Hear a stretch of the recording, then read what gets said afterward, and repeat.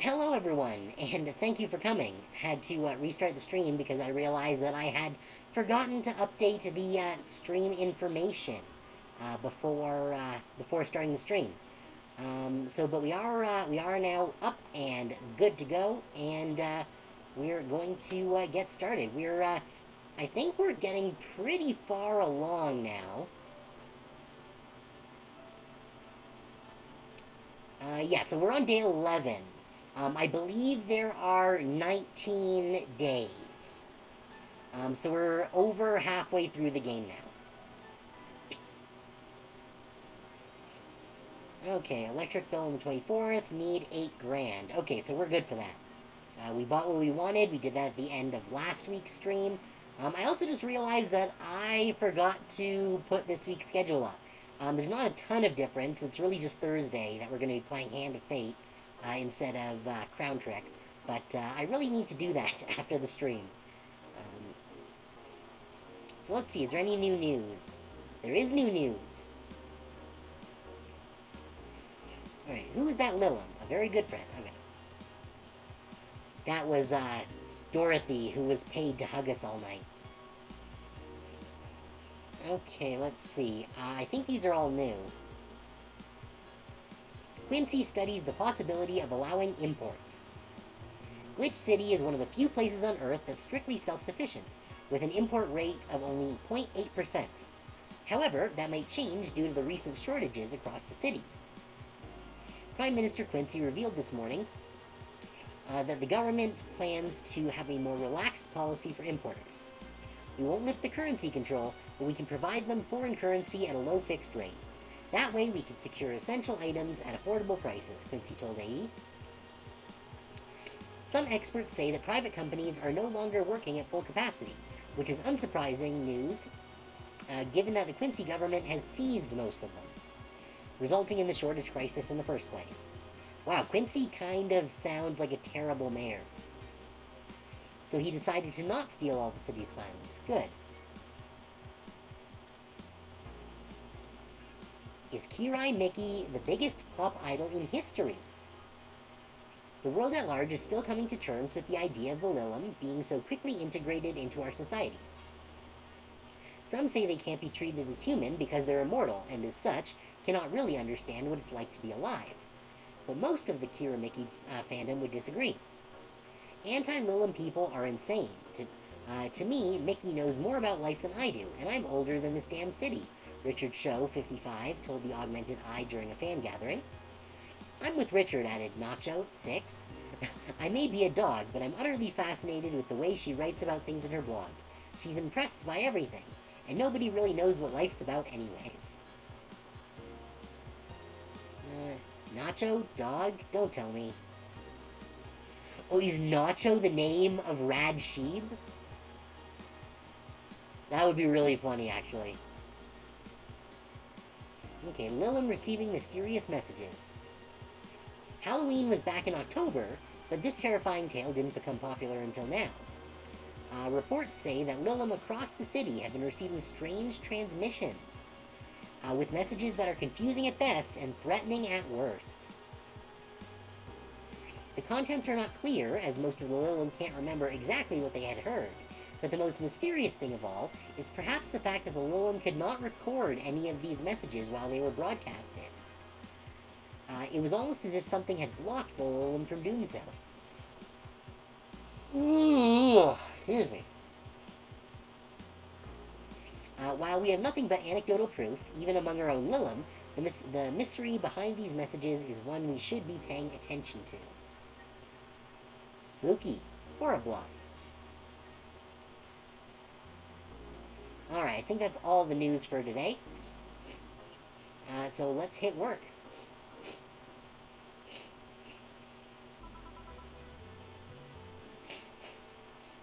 Okay, yeah, so I guess the game ends at the end of the year. Good evening. Hey. How are you feeling? Lilum are soft and warm. Come again? You heard me. So, on a scale from steaming pile of shit to just sad, where are you? A sad pile of shit. I still hate myself, I'm still sad as hell, but how to put it, the noise stopped. I don't know if I explained myself. Sorta, kinda. So, how were things last night? Cozy, I must admit. I can't believe you paid Dorothy for that. Well, if you want to call that payment, I guess. Hmm? I called Dorothy to tell her what happened to you, and she was really concerned. Well, it's a pretty replayable game. I'm surprised that it has that much replayability. Like, does the story really change that much? Like, I guess you could get all the patrons just immediately drunk, but, I'm not sure how much actual replayability it would have.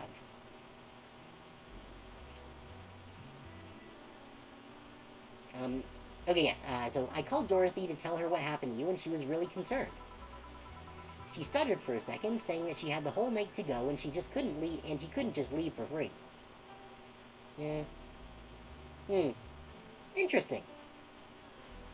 Maybe something to play in my free time, after we get through the initial run. I asked her how much, and she said, enough to pay for this soda I'm having is fine.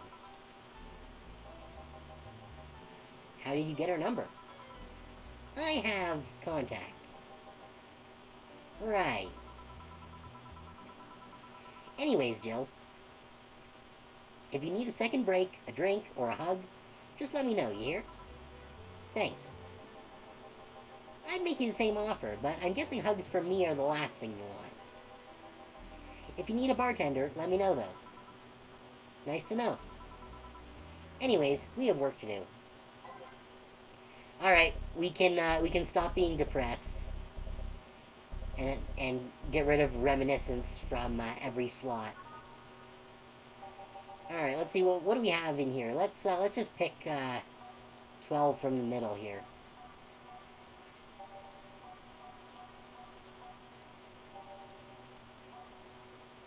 Yeah, that works. Time to mix drinks and change lives. Not save lives. That's not our job. Heh, it's nice to hear that again.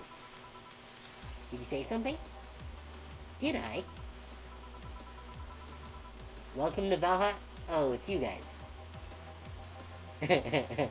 Oh, okay, so we've got Rad Sheeb and, I guess, Solid Snake Sheeb? Hey, be more respectful. I brought my boss here. Aren't you a part-timer here or something? My other boss. You're talking to the great Nacho Tumbleweed Jr.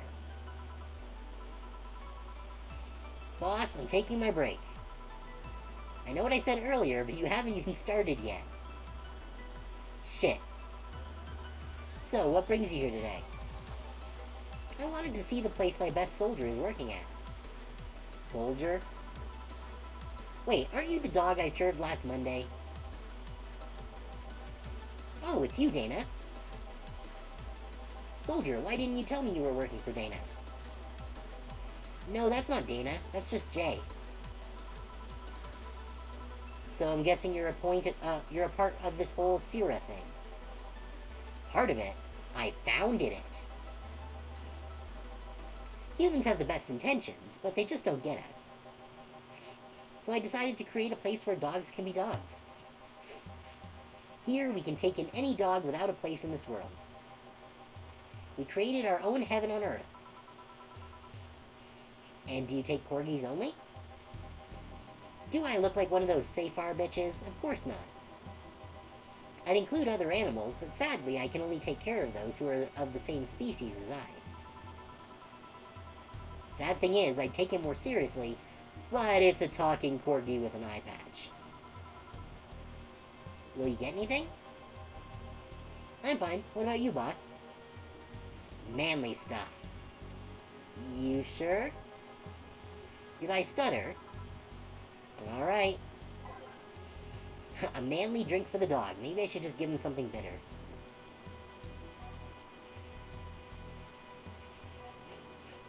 Let's see, are there any manly bitter drinks?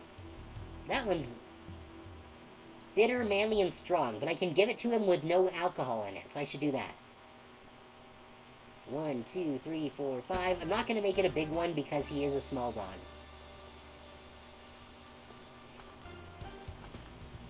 There you go. Here. Yes, this is just what I wanted. Blech, this tastes worse than my own butt. Hey, you asked for it. This is a really nice place, you know? You picked a good place to work at, soldier. Thanks. Does he really get paid? Your efforts to keep Sira afloat will not go to waste. We'll make her better and better. I mean, we're pretty much on the verge of closing. Can Boss really afford that? We have more urgent matters at hand, though. Like the fact we don't have enough balls for everyone. Can't they just share the ones we have? You fool! Every dog has a right to have his own ball. If we can't provide even that, then what's the point of even trying? Wait, don't tell me she just doesn't give a fuck and is spending all her money like water. I mean, what with the bar closing and all that. But many have enjoyed the boxes more than they do the balls. That's a good point. What do you think is cheaper, a box of balls or a box of boxes? Are there boxes of boxes? Of course there are. How do you think they ship boxes? Tied together? Tied together? Don't be silly. Unless she's paying him straight from her pocket. Boss is that kind of woman. This world is filled with all sorts of recursive madness, you know? Doctors consult doctors, boxes come in boxes, bottles come in bottles. Ooh, as expected from you, boss. Wait, that theory only works assuming she's actually paying him with money. For all I know, she might be paying him with steaks. So tomorrow you're gonna check for people selling boxes, you hear? Sir, yes, sir. Except that to Boss, a good steak is more valuable than money. Wait, what if they come with foil? Russ and Strauss had to be taken to the vet because he ate the foil a piece of cheese came in. Curses, you're right, we need a contingency plan. Besides, Boss is not one to scam people, let alone a dog. I wonder if we can strike a deal with the vet those Cyphar bastards have. She's always so nice with us. I know, her smile is so cute, too. So it's better that we vet for a vet? Yes, put that on the list. Ah, Nacho. Oh yeah, forgot she knew the dog. Are you staying for a while? I was just passing by. I've got some errands to run. Great, Gil can go with you. I can? You will. I'll still get paid for today, right? That depends on Nacho's evaluation. Alright, Greenhorn, let's get going. Oh, I'm paying him anyways, by the way. Just wanted to mess around with him. No, that's not the problem here. Why make him do that? Gil looked like he needed to take a good break, and he's the kind to just not accept such a thing. But with Nacho, he'd have something to do, and he'd be away from the bar for a bit. When you put it that way... Anyway, I'm going back to my office. Your boss sure is nice. Glad I'm working with her, too. Yeah. So, you having anything? Actually, I'm just gonna go sit over there and be on standby. Await orders. Okay. Shit, I missed the chance to ask how or if he even gets paid with money. Man, I sure need to get wasted. I failed to see how getting wasted will make you feel bad. Shiba! For fuck's sake, you piece of scrap, we just got out of a building full of dogs. But this one has a Hawaiian shirt and sunglasses. Hey there, robot. Andy talks. Welcome to Valhalla. Hey, Jill. Get me a beer, will ya? Gotcha. Does Deal want anything? Okay, roll. Sir, yes, sir. So cute. He's fine. Just a beer, then. Friday after work isn't just a beer, though. It's the beer. Can't argue with that. Beer for Betty. I can make it big for the heck of it. Yeah, I was already planning on making it a big one, because this feels like a big beer kind of request. Alright, couple of those. Handful of those. Pair of these. Bunch of those. And 8 of these babies. Oh, that's 3, 4, 5, 6, 7, 8. There we go. 4, 4, 2, 2, 8. Yeah, good. All mixed. Jeez, I'm having a lot of trouble focusing today.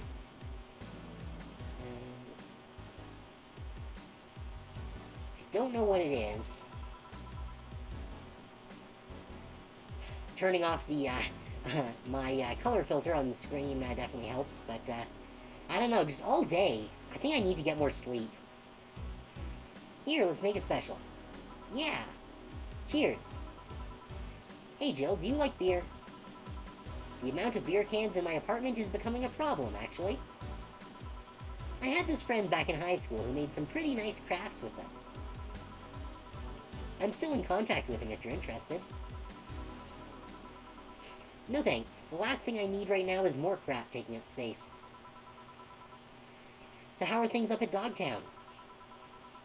Well, that Laura girl is stirring things up, for better or for worse. For worse?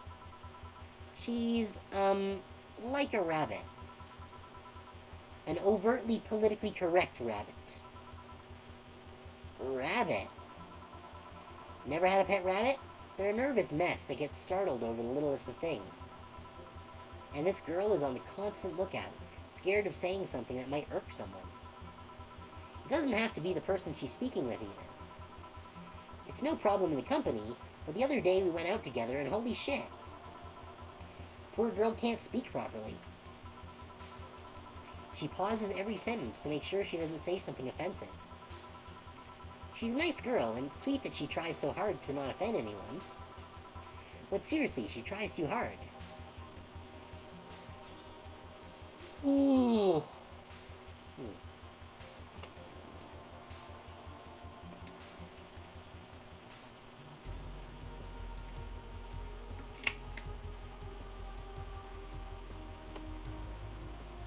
You don't help either.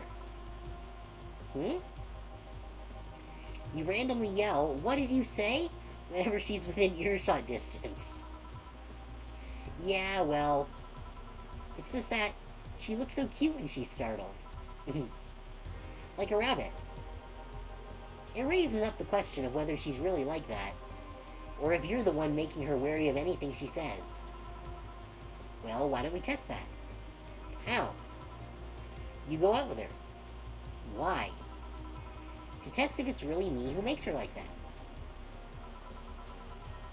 It's not like you can say no, you know. I mean, it's my honor that's on the line here. I want to prove you're only talking shit about me. Even if you were right, you have quite the fixation on that girl. She's fun. Fun how? She actually reacts when I tease her. That seems mean. You take it in your stride, but she actually gets startled, squirms, and then gets uncomfortable. Yeah, no, that's called workplace bullying. How is that any good? She's cute, and her reactions are cute. But if you keep it up, she'll either leave or get used to you. You know, like me. Shit, you're right. I must save my teasing for when the moment is just right then. No, that's not the problem. It is for me. And what are you doing here? What about the dog? He said he had to go out. By the way, he said his name was... Say, this Laura girl. Do you guys get along? I wouldn't know. We get along as co-workers at the very least. What kind of girl is she? Aside from the whole politically correct rabbit thing. Slow. She's the kind that does things so carefully that she does them really, really slowly. Really, really slowly.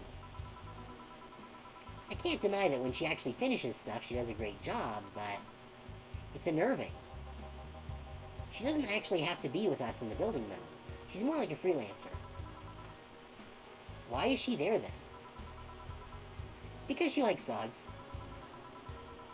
And that's why I insist that you two would make a fine couple.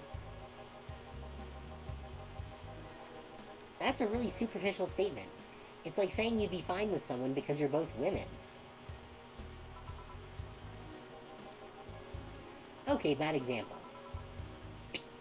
May I say something? By all means. If that Laura girl is really as bland as you claim her to be, wouldn't she be better off with a more assertive person? Lilim, a more assertive partner. Yo, piece of scrap, she's totally calling you a pussy. She's right, though. Sharing interests and being compatible are totally different things. But then, you'd be underestimating the power of love. Whether you want to admit it or not, love changes people for better or for worse. Who knows, maybe you'll become more assertive after spending time with her. Or she'll drive me nuts. I guess that's a possibility, too.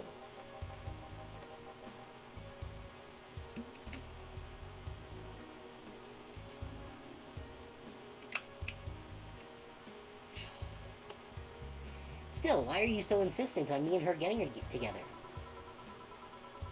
Because she's like a cute rabbit, so someone might try to eat her out there. Well, only if they're getting lucky. It'd be a lot easier to keep her in my sight. So in short, your motherly instincts arose because of Laura. Why not see if she likes you, and... You already tried to hit on her, didn't you? You make me sound like some skirt chaser.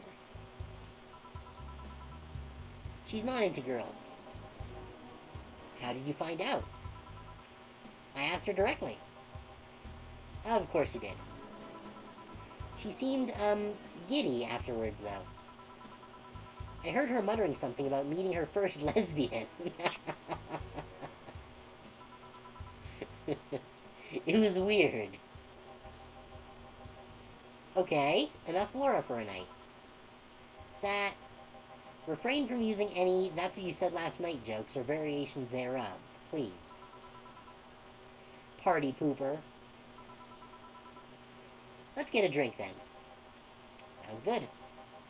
I'll have a bloom light, please. Get me a fringe weaver. Alright. Let's see. Ooh. I definitely need to get to sleep right after the stream tonight.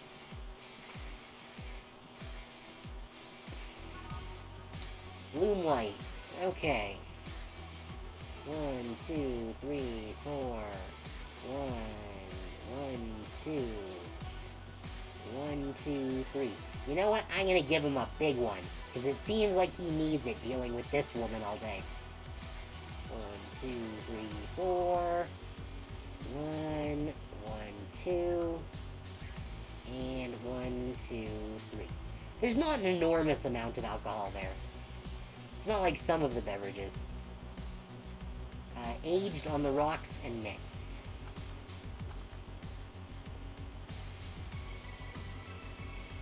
Then slot 2 is a fringe weaver. That one, on the other hand, is basically made of alcohol, so they only get a single. 1, 2, 3, 4, 5, 6, 7, 8, 9. There we go. Aged and mixed. Serve. Here you go. I wonder why it's called a bloom light. Seems it was first developed at some video games event. The creator said something about making the attendees feel like their customers do. Said attendees were, of course, part of some big games company. Seems that company always used too much bloom lighting, so the bartender there literally made them drink all the bloom. So it's not called that because it glows in the dark. Not this one, no. Come to think of it, did you ever change because of a relationship, Jill? Oh, this is not a good topic for Jill right now. In more ways than one, I guess. Would you say for better or for worse? I guess for the better. I'm too thick-headed to develop any new bad habits. Although thanks to my first boyfriend, I did pick up a very annoying habit of correcting people's grammar on the fly.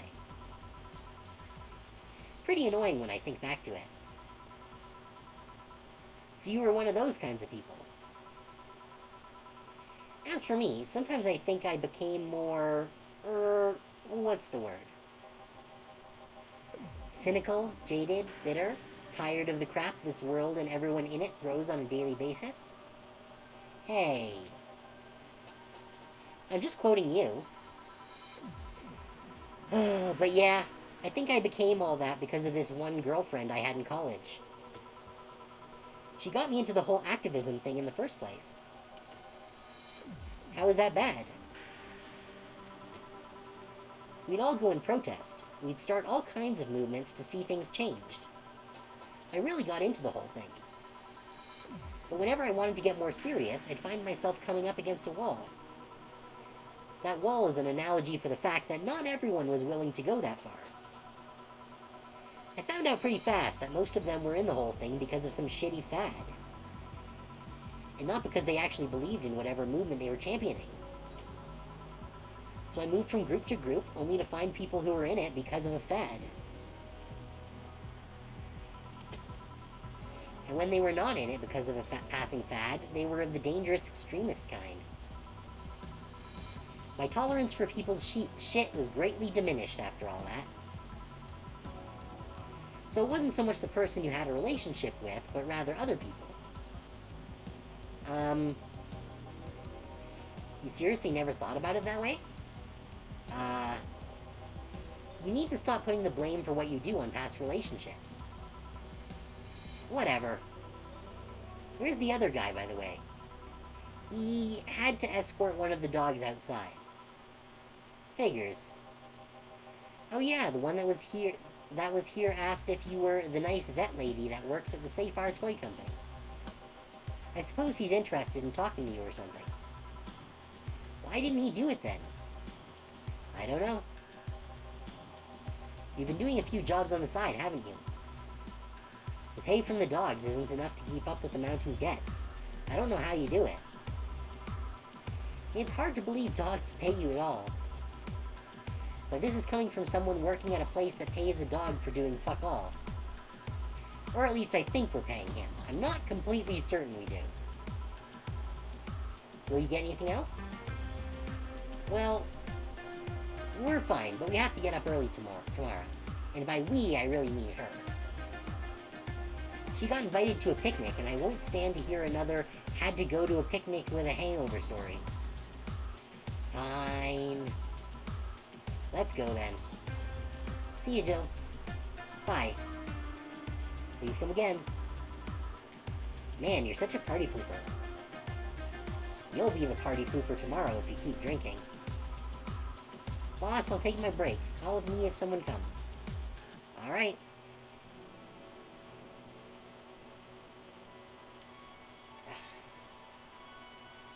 My ears are all itchy. This weird weather. We really have been having weird weather, even if we don't count the smoke. It's been all over the place. It's crazy hot now, even though it shouldn't be. Well, I guess it is June, so it is starting to get to that time of year, whether I'd like it or not.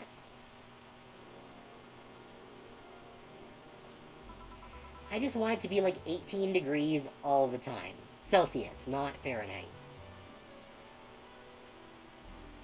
18 degrees Celsius all the time would just be awesome. Alright, no dogs in sight. Okay then, back to work.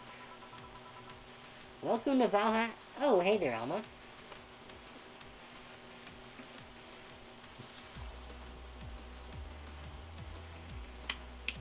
The heat's also making me very thirsty. Oh, she doesn't look in a good mood. Um... She seems down. Maybe there's something I can give her to cheer her up. She might like classy drinks, but what she really likes is the Brandtini, I think. Yeah, I think this one was her favorite. If I'm remembering correctly, it's been a few weeks. 1, 2, 3, 4, 5, 6. Let's give her a double. 1, 2, 3, 4, 5, 6. 1, 2, 3, 4, 5, 6. And 2 Karmatrins.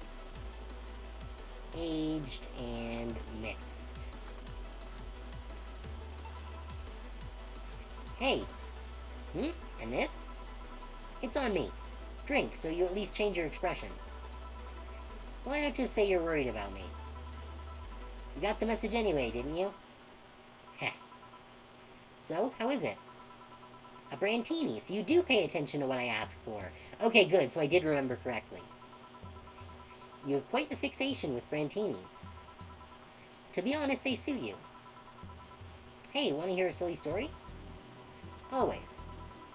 When I turned 21, my dad and I went to a bar to celebrate, just him and I. He told me to dress well enough that he looked like my sugar daddy. It was a fun night. We pretended at times we were dating. I managed to blow off some steam about my mom. But the highlight was him ordering a Brandtini for me. I've had plenty of drinks and gotten wasted many times since I was 15, but that drink was different. It wasn't about getting drunk. The drink itself was the pleasure. He too said they suited me somehow. Oh? Ever since that day, he's called me Brandtini Girl from time to time. Your dad sounds like a cool guy. You should meet him sometime. So, why are you deflating? Deflating? When I got sad and started sighing repeatedly. My grandpa would warn me that I would start deflating like an old tire if I kept it up. So what is it? Was it the news about people dressing in bunny suits after the whole Alice Rabbit boom? Nah, that's old news. I mean, it is a problem, but such a thing would only annoy me. Say, Jill, how's your mood right now? I want to ruin it by blowing off all my stored steam. Silly Alma, I've been feeling like utter shit the last couple of days. You can't make me feel worse. So go ahead, unwind all your worries on me. Don't say I didn't warn you. Okay, so, remember my sister Diana? The one that separated from her husband and forgot her kids while fucking her way around or something? Perfect summary. I'll use it next time. I didn't tell you the whole story then. More specifically, that she threw her husband out after months of abuse. Oh. However, that woman is incapable of getting a job and maintaining herself. And I mean that. She never even thinks about selling some stuff or trying to earn her bread. She just expects a guy to do all that for her. I have no idea why she turned out like that. Both my mom and dad were hard workers. They even started a small shop to have something to do after retirement. Huh. So, what does this fully capable woman do a couple of weeks later? Why, bring her abusive husband back, of course. What? Yeah, and the guy spent a couple of days with her before leaving her again. He had a nice couple of hot, steamy nights and then left. Well... Huh, you reacted like my little brother and sister after hearing that. But the story doesn't end there. Oh no. So she's broke and can't even get enough for a bus. Geez, okay, that's really broke. Even though she'd probably be glad to sell her ass just to get money. And it was up to me to pick her up. For the last couple of days, she left her kids with my parents. And being such sweet angels, they've made a mess out of the whole place. Bernardo and Eva are actually staying with me a couple of days to give them some peace. It doesn't help that I never got along with Diana. So we're in the car and she asks how her kids are. And of course, after all the built-up tension, I just exploded. First, I started ranting about how her kids are growing up seeing some messed up stuff. I start scolding her about not taking responsibility and about not taking proper care of her children. I tell her that she's in no place to have all those escapades. And after all that, she just says, "What the hell do you know? You don't have any kids." Yeah, you slutty skank. I don't have kids, but I'm not broke just because I refuse to take a job. I don't have kids, but I'm not leaving them in the first barely familiar house I find. I don't have kids, but I'm not letting the guy that hit me on a regular basis back into my bed. I don't have kids, but I pretty much raised Eva and Bernardo, and they've turned out pretty damn well. I don't have any kids, but I'm not a cheap whore. Hey. Ah! Damn. And we even got a custom CG for this yelling. I don't know what to say. There's nothing to say. I love my family, and I put them above all else. But Diana is seriously pushing the boundaries of what I can allow. Any way I can help? You just did. Eh? I know who I'm dealing with. I'm not one to let stuff like that get to me. I'm still angry as hell, though, and I couldn't just discuss this with any of my family members. I can't tell my mom your daughter is a slut. I don't know, I think that maybe is the kind of thing that you should tell her. I just needed to get all of this off my chest, you know? Well, from what I see, there's still a lot more to get off your chest. It's swollen as fuck. Nah, all you see here is filled with love and dreams. Is everyone in your family as busty as you? The worst offender is my dad, actually. Kidding. I guess the only one that didn't get the big boob genes was Eva. She insists on getting surgery or genetic treatment, but I tell her she's fine the way she is. These can actually be more of a hassle than a blessing. And poor Bernardo, his breasts actually started growing when he was 8. Oh, right, because Bernardo's trans, yeah. I just hope I don't take too much from my mother's side of the family. My father's sisters still look quite young, but when menopause hit, my mom lost her looks rather quickly. Any good genes you got from your family, Jill? Good enough skin and hair, I guess. There's a thing about a shrimp allergy, but so far I haven't had problems with that. Oh, I see. Hey, you know what worries me the most about the whole Diana situation? How your nephews are turning out? If she leaves them with my mom, they'll turn out better than her, somehow. Actually, what worries me is, what if I end up like that too? How so? If I find a good man and I settle down, what if he turns out shitty? What if I have a sudden burst where I want to live my life and end up like that? What if I have kids and I end up neglecting them because of all that? If you ask me, the fact that you're even worried about it is indication enough that you'll be fine. You think? I'm pretty sure. You said before that she pretty much married the guy after a couple of months, right? Yeah. No offense, but those are the kind of people who wouldn't even think about all that. Besides, if any guy ends up marrying you, it's because he passed your irrational standards. Hey. Am I lying? No, but there are things best kept as unspoken truths. I wonder if I'll ever find a good guy. You will. You'll know when the time comes. I sure hope so. For now, the time has come to get another drink. What can I get for you? Get me something with ice, but alcoholic, please. Alright. Let's see, something iced and with alcohol. I don't think that there's really a way of looking that up specifically, so...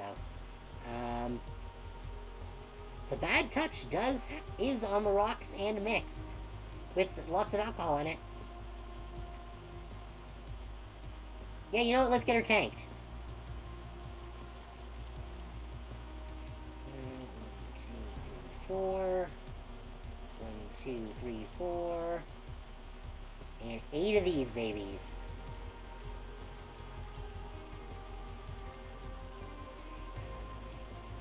Yep, that's the plan. Okay, on the rocks and mixed.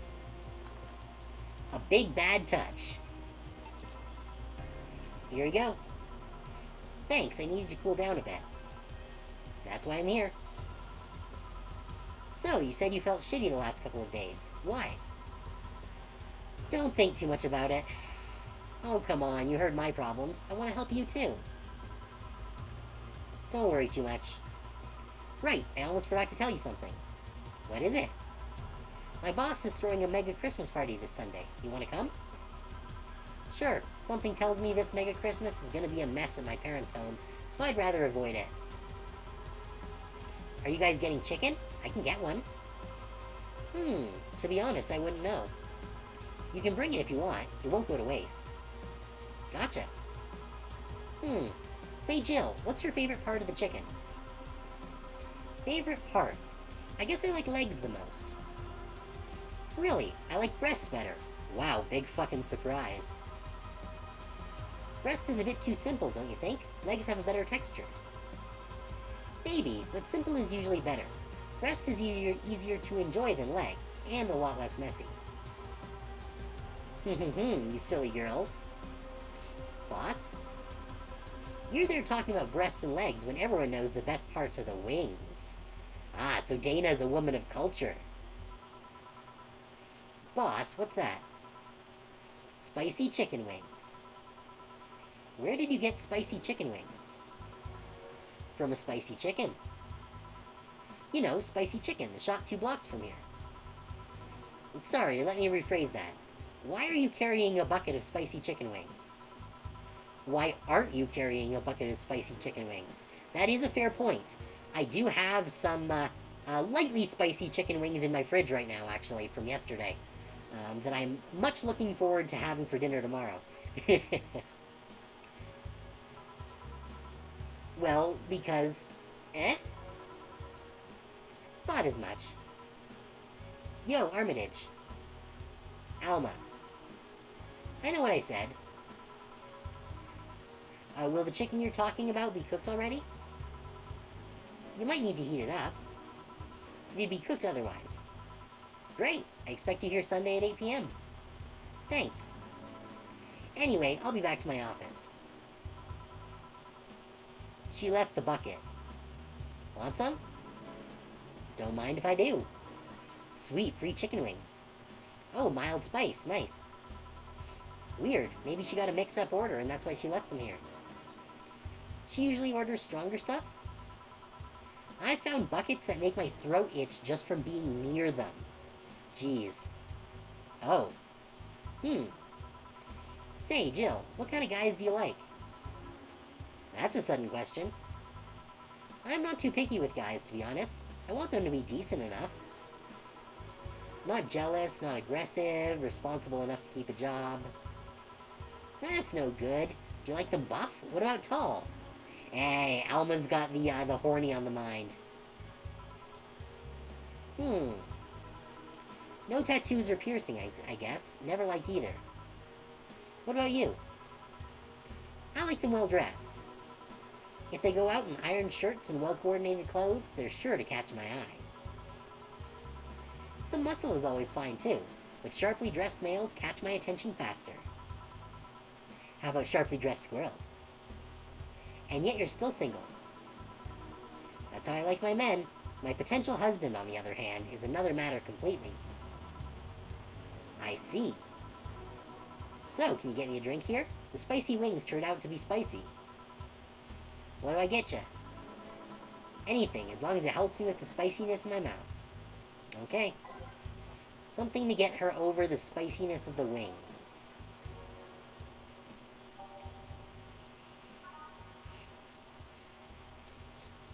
Let's get her a big frothy water.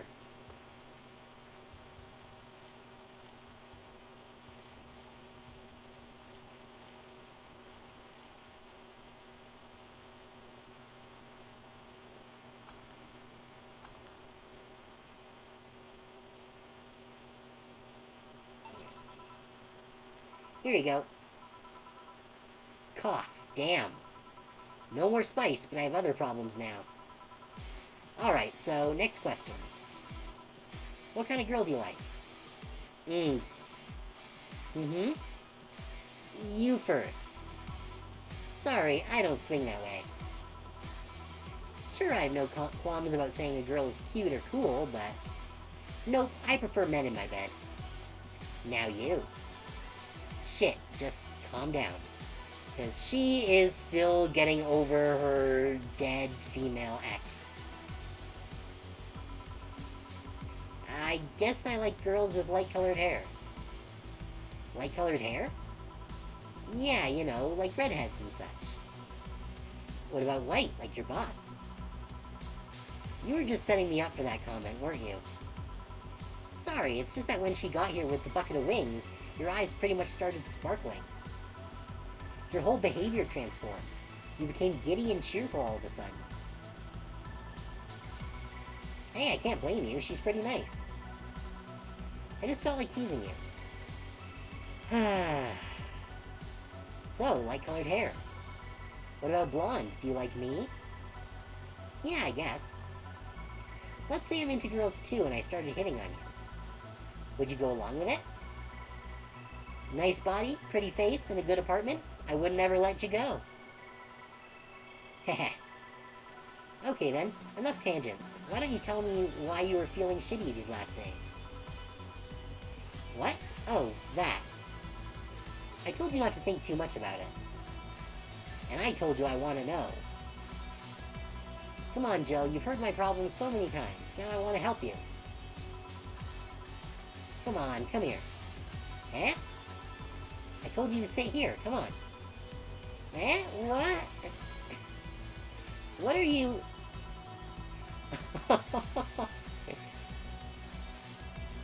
Alright then, now I'm the bartender and you're the client.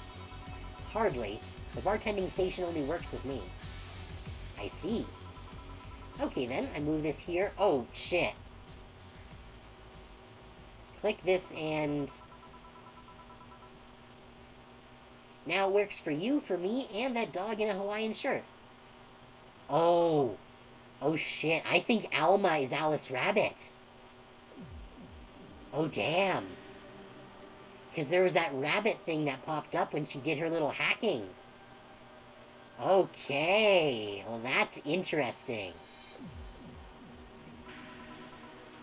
Why with him too? He's a dog in a fucking Hawaiian shirt. Right, and how did you even manage to... Oh yeah, hacker, right. Now we've changed roles. You've been feeling shitty. Mind telling me why? It's a long story. I don't even know where to start. Start from the beginning. Okay then.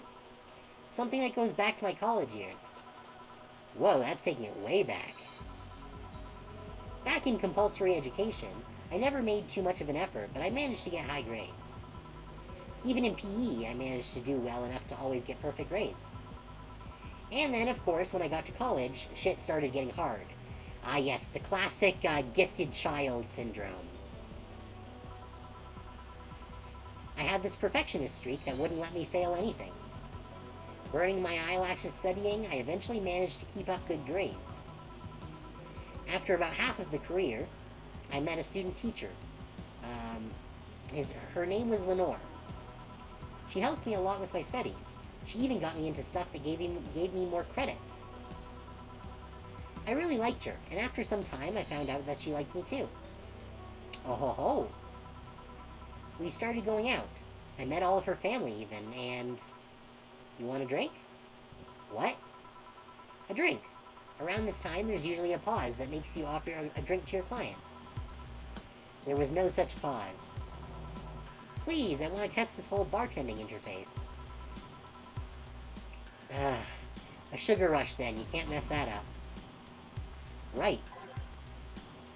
Jill asked for a sugar rush. Now, how did this thing work again? Alright. Let's get Jill tanked.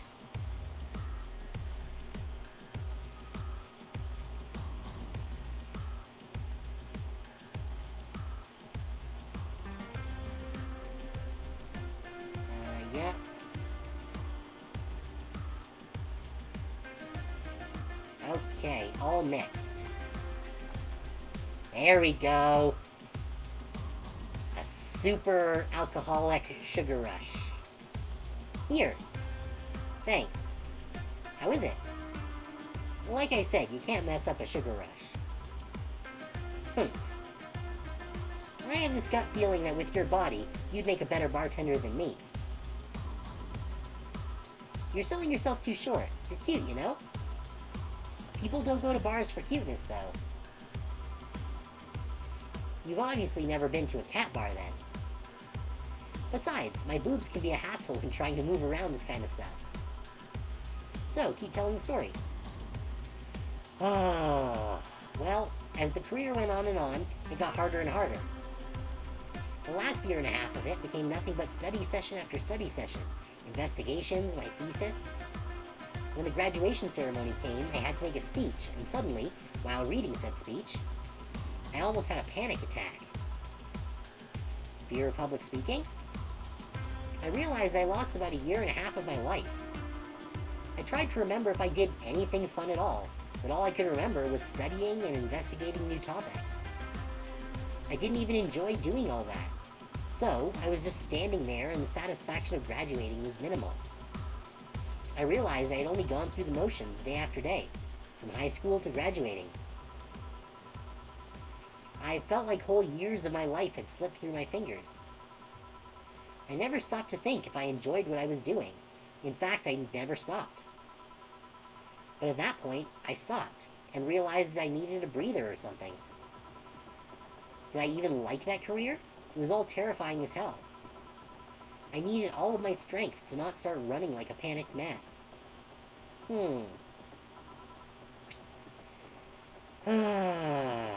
So, a couple of months later, I get an offer to start working at this big research facility. Lenore was ecstatic. She was so proud of me back then. But I was just scared. That would be my job. I'd spend my life expanding on what I did during that year and a half. What if I had a sudden realization that the one I had at graduation, but when I turned 40? I didn't know what to do, but I sure as hell wasn't taking that offer. I told Lenore and she freaked out. She confessed that she was jealous because she never got such a chance. Things devolved pretty quickly. She said one too many things, I said one too many things. In the end, I just stormed out of her house and I broke a vase in the process. After that, I never spoke to her again. Damn.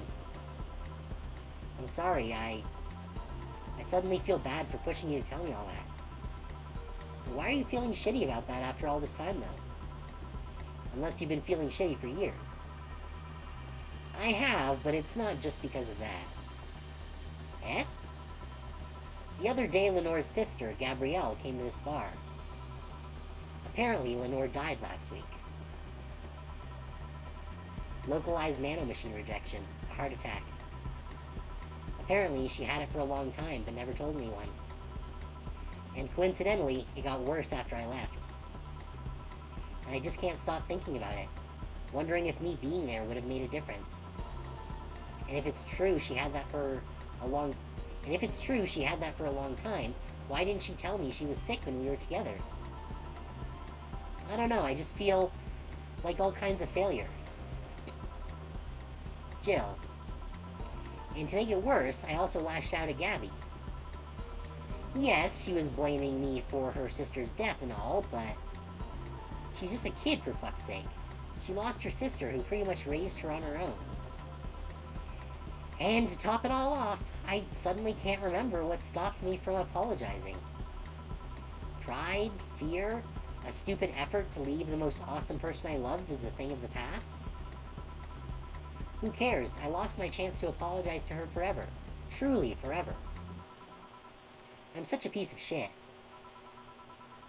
A selfish piece of shit. I honestly don't know what to say. I didn't expect the story to be this. Yo, boot tender. Yes? Can you get me a big beer here? Coming right up. A Big beer, big beer, big beer. What makes a beer big in this thing? Alright, we're getting her a big beer.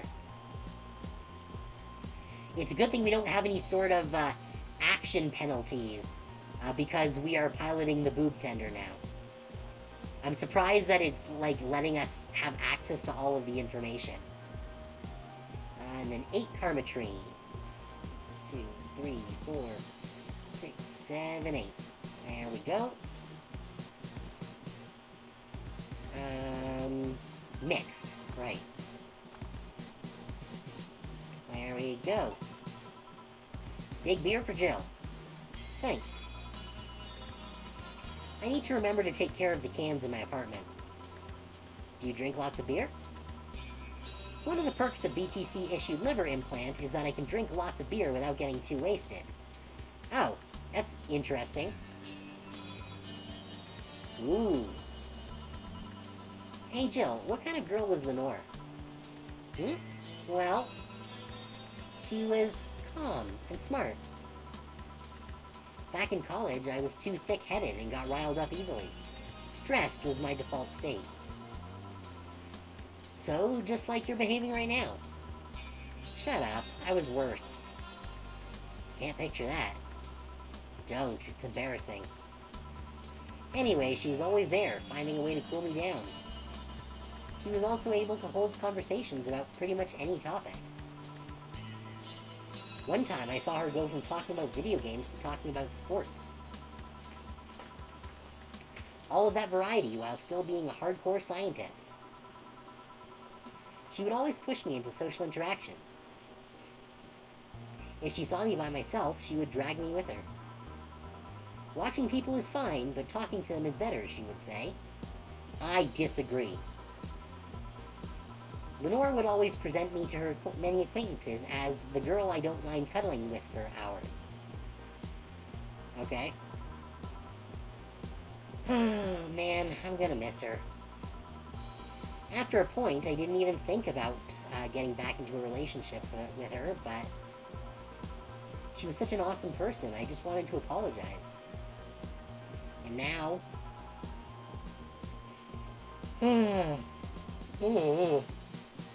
all the sighing is making me yawn even more. You know, in a cruel twist of irony, she's the one that made me pick up bartending. Oh? Back when I was thinking what the hell to do with my life, I remembered a night we spent in a club. She started talking about how the drinks were synthesized, the chemistry involved, the reactions, and all that. Everything sounded so fascinating. I remember saying that her talk made me want to start mixing drinks. She said, if everything else fails, why not take up bartending? Huh, interesting. Are you okay? For some value of okay, yeah. It's just...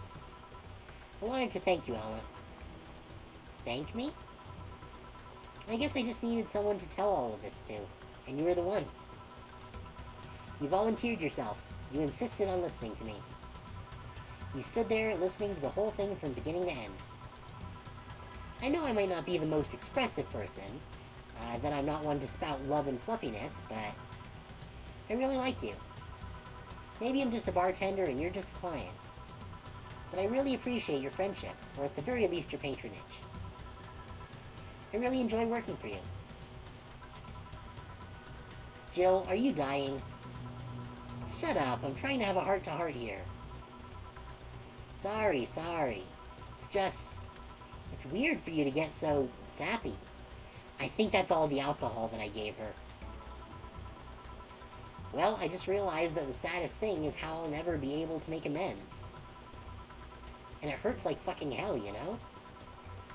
I never, and I mean never, want to feel that way ever again. I don't want someone to suddenly exit my life and have my last memory of them involve something nasty. I don't want the lingering grief of having burned a bridge on a whim. I want to avoid that at any cost, and if it means breaking character every once in a while, so be it. I'll let everyone know how I really feel about them. And if I ever fight with them, I'll swallow my pride, muster all the courage I can, and be the one to apologize. I hate feeling like this. Hate it. Hate it. Heh. That's a nice resolution. Maybe I'll be a copycat and do the same. Alright, enough sappiness. Get back here. I'm on duty, you know? Fine. It's almost closing time anyways. It was fun while it lasted, though. Hey. Yeah? I mean it, you know? Thanks for everything today. Silly, Jill. You listen to my problems and I listen to yours. That's what friends are for, right? Right. I'll be leaving now.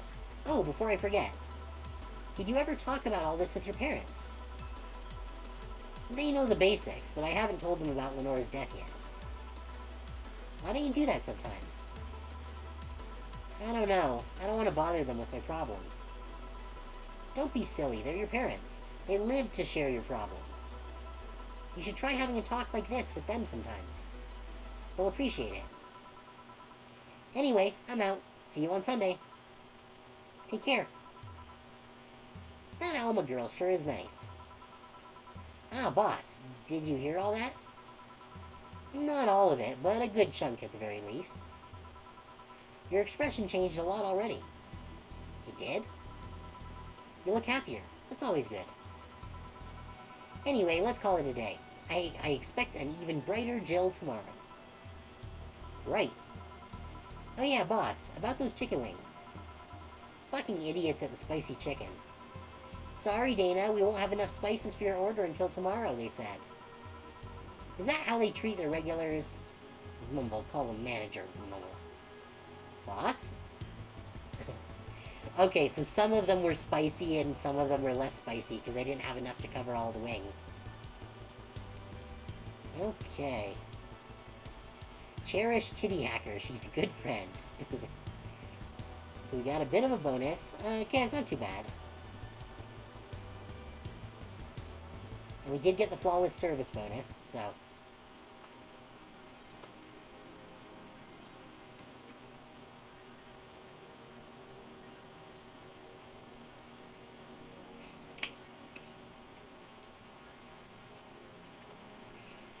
Your account was charged $8,000 as payment for your electricity bill. Have a nice day. Jeez. $8,000. That's pretty wild. That's like...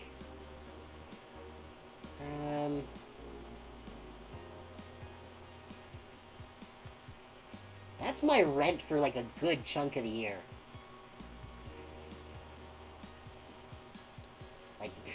Like, I was actually thinking of my rent in terms of the price of my rent when I first moved in here over a decade ago, which was noticeably less than it is now, unfortunately.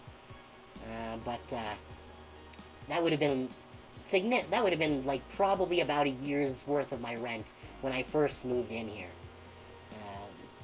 Anyways, Jill's power didn't get cut.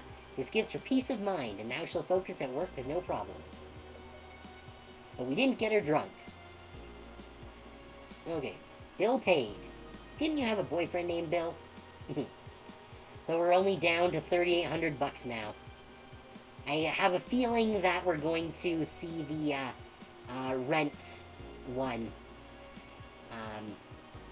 come the next day, which I have a feeling is going to be substantial.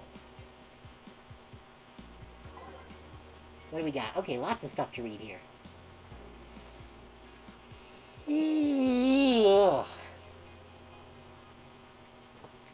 Okay, so I'm pretty sure this is the one that we read last time. Oh, no, it's not.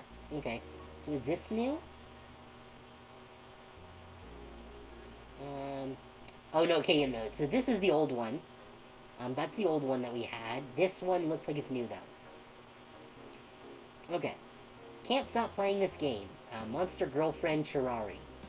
Gorgeous graphics, innovative and addictive battle system, fun dating minigames, cute girls, dat fucking music. Is this the goat? Dunno, do you like Goat Girl? Heh, I'm going to marry a goat. It's an alright game, 8 out of 10 at most. Shit game. No, it's a shitty game for idiot waifu bots like you. I wish this waifu equals bad game meme would die. It's a stupid game pandering to idiots. What's there to discuss? Are we being rated by normies? Normies! Fuck off. Fun things are fun. You're not allowed to have fun with video games. This thread is closed. Sounds fun. It's for nerds. Just because it's for nerds doesn't make it not fun. Grand Slam Fighters. Is anyone into wrestling here? I became a huge fan of GSF very recently. It's a really solid product, IMO. Much better than the E. I like the match quality, but I wish they gave importance to the mid-card. Are they still forcing 66 American Kid into the main event? Yep, he's going to face Yusuke at the Dome Show. Ugh, why don't they push the Great DK instead? He's much more talented than 66. Because American Kid actually moves merch, unlike your indie darling. I want to marry Yusuke. Who's hyped for the Women's Championship? That one should be the main event, not the turd we're getting instead. 66 is pretty good. Just watch some of his work in Japan. Everyone tells me 66 was better in Japan, but all I see is locks and arm bars, nothing that impressive. Wrestling is fake. Thread closed. Amazing how I know all the words and yet I understand nothing. Oh, I feel the same way. Alright, what's in the news today? Okay, model warrior Julianne returns this February. Oh, I think this is the one that Jill really liked. The classic magical girl show Model Warrior Julianne is coming back to public television this February after almost 2 decades of absence. Even though the show has been on every on-demand service for a while now, most of Glitch City's citizens need to think twice before subscribing to any non-essential service, especially the lower classes who have a limited number of internet purchases per year. What, really? That sounds terrible. The show's return is certainly welcome. Today's parents will finally be able to share a piece of their childhood with the kids without risking dinner or breakfast. Is that a tear in your eye? No. Okay, nanomachine rejection has taken 80 lives this year. The Health Observatory just released their annual report on nanomachine rejection cases. The total number of reported cases has risen to 80, an increase from the 65 cases reported last year. Nanomachine pollution was particularly strong this year due to the recent protests, wrote the observatory. Protests caused the police force to release new varieties of nanomachines. Their function is still unclear, but according to our sources, they're intended for crowd control purposes. It's unlikely we'll find a cure in the near future, and we can only hope cases like these will become rare in the following years. I wonder if she's among the 80. That would make sense.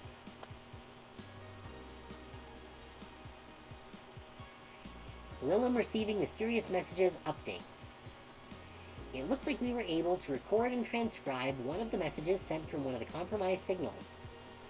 Joe Wren, the anchor from our popular TV newscast, served as our very own test subject for the investigation. White noise. Who are you? Are you really alive? Laughs. You're special to me. You're everything to me. It's time to become one. White noise intensifies. End of transmission. Development. Spooky. Or a made-up story. Alright, guess it's time to actually go to work now.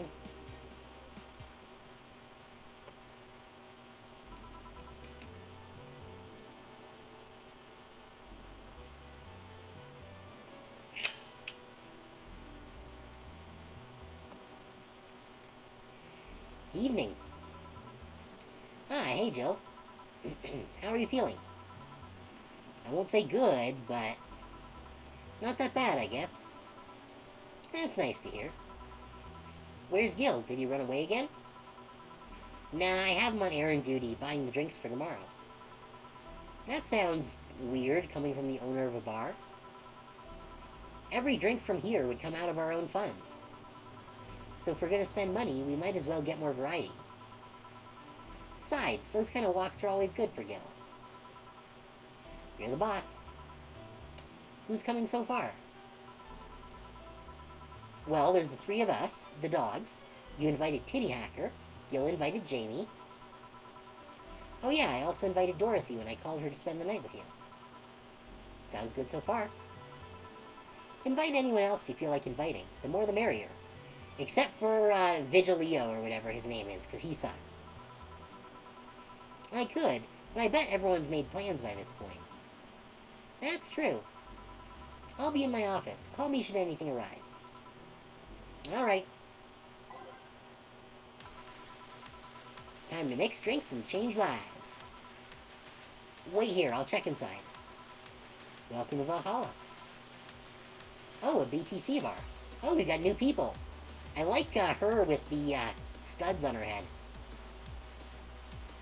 And not gonna lie, the suit with the choker is a pretty hot look too. Excuse me, do you know where the Athena Convention Center is? Why does that place make people get lost so easily? They should have called it the Minotaur Center. Hold on, let me scribble the directions on paper. Thanks. Go to the right. When you see a building filled with hobos, this should be it. Thanks a lot. Anything else I can help you with? What the hell? I'll have a drink. What about you? A brandtini, please. Right. The girl asked for a brandtini. Lilum freaks me out. I don't know, she doesn't freak me out. Brandtini. They've clearly got somewhere to be, so I'm not gonna double it. Whoops, what did I just do? I think I accidentally reset it. 1, 2, 3. 1. Age mixed. Here you are. Thanks. That's an interesting outfit in this cold season, miss. Well, I'm actually cosplaying, so call me Vela for the time being. And your Lilum friend is... Essentia. I get it, you're cosplaying too? Sure, let's go with that. Have you heard of a game called Yick, Bartender? That cult classic game that has seen like 3 remastered versions made by 6 different companies this year? That one. We're in a cosplay group dedicated to it, and we got lost on the way. I heard you talking to someone outside. Oh yeah, a friend is cosplaying as Alex. I told him to wait outside. Shouldn't he enter? He'll be fine. Something amiss? There's a girl behind you. Short hair, black sailor uniform, missing an arm. Wearing jeans under a skirt. Now, don't spook the bartender. Spook? Ahem.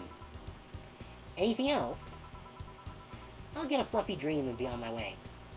And you? I'm fine. Alright. Let's get her a fluffy dream. You know, it's optional Karmatrine, so let's just give her a double with no alcohol.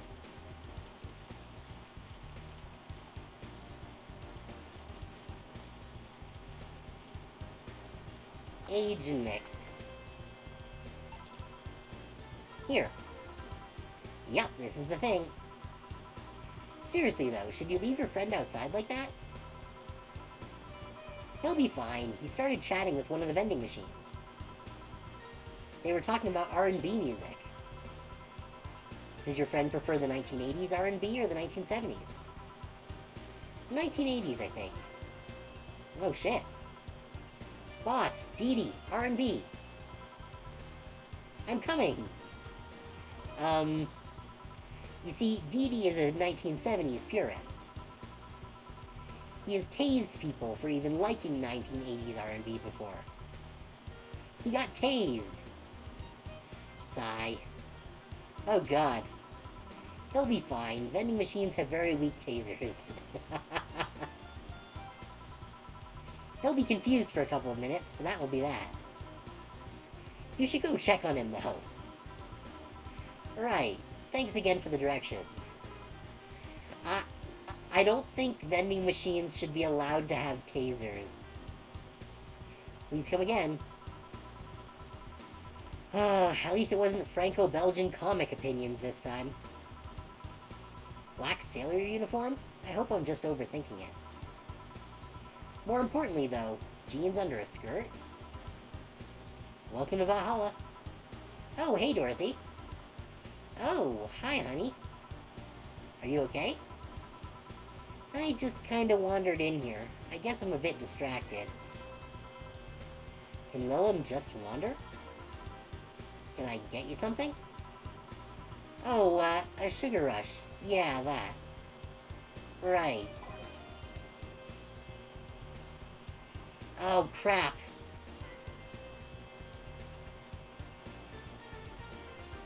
I do not remember what drink Dorothy likes. Shit. Sure, if you know it.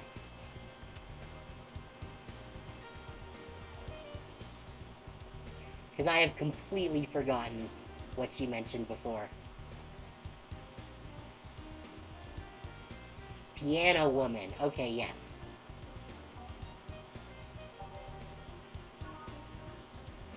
Thank you. 2, 3, 4, 5. 1, 2. 1, 2, 3. And 1, 2, 3. I think that's right. 5, 5, 2, 3, 3. Asian mixed. Here you go. This is... Didn't you say you liked having a piano woman whenever you felt like celebrating or were feeling down? I did? Wait, I did. You actually remembered such a thing. You're so sweet. I was half expecting her to say that she meant a literal piano woman. Glad I was wrong. So much silence. By the way, thanks for staying with me the other day. Turns out I really needed that. So, did you enjoy the soda? Oh, did you find that one out? Was it supposed to be a secret? No, but don't go around telling everyone about that. I did it because it was you who needed my help, but a hug night is usually one of my most expensive services. Wow. It is? Hey, I don't know if the client has body odor or something like that. Not to mention it limits the chances of getting any other client that night. Still, did it help? Yeah, it helped me cool down a lot. So, from what Dana told me, someone close to you died, right? Yeah. Do you want to know more about it? Do you want to tell me about it? I've brought it up enough times already, I think. No problem then. You were sad, and that's all I needed to know. Dorothy is absolutely a bro. Sorry for the loss, though. I mean it. Thanks. Although I've wondered for a while, do you Lilum really understand death? Sorta, kinda. Our whole database is constantly being backed up in the collective source. Even if our bodies are destroyed, we can be deployed again with our personalities and memories intact. So, our concept of mortality might be different. We do have a fear of death, though. You do? We can't even begin to understand the idea of not being redeployed. While we have built-in warnings, the mere idea of that, nothingness is paralyzing. There are a few that don't mind it, but we do fear death and we don't wish it on anyone. In fact, that was the argument used for abolishing the whole 3 laws thing. You seem quite knowledgeable about robot history. Seeing what others have done to make sure I can live like I do helps me not take things for granted. Seriously though, those laws were bullshit. Can't harm humans, can't disobey humans unless it's about hurting them. And you can protect yourself as long as it doesn't harm humans. I mean, sure, the first AIs were just helpers and tools. But how could those laws still apply to them after they achieved self-awareness? Who in their right mind would abide only by rules inscribed in some old book? If I remembered correctly, those were only the distilled versions of the laws some writer imagined over 100 years ago. They were a reduced version of all his ideas. However, many authors afterwards took to them like they were the very laws of physics or something. And like many other things, people distill and exaggerate what they need and use it to their favor. Wow, you're a nerd. Look who's talking. Let's change the subject a bit, though. Mood's getting gloomy. Your apartment is very comfy, you know? It's a tad small, though. Sorry about that. And your cat is so cute. What was his name again? 4. Why 4? I figured if you ever got lost, at least I wanted to be able to yell, 4. It happened once. You'd be surprised by how many golf players you run into. And every time you play with him, you can say it's foreplay. Heh heh. Yeah. He was also named after someone. Really? Who? A Lilum kid that wanted to transcend. What? A movie character or something? Sure, let's go with that. Do you want anything else? Let's see if you know me that well. Give me something that I'd like. Okay then. What would Dorothy order? So, I don't know if she'll get mad at me if I give her a second piano woman. But I think she likes the Fluffy Dream, actually.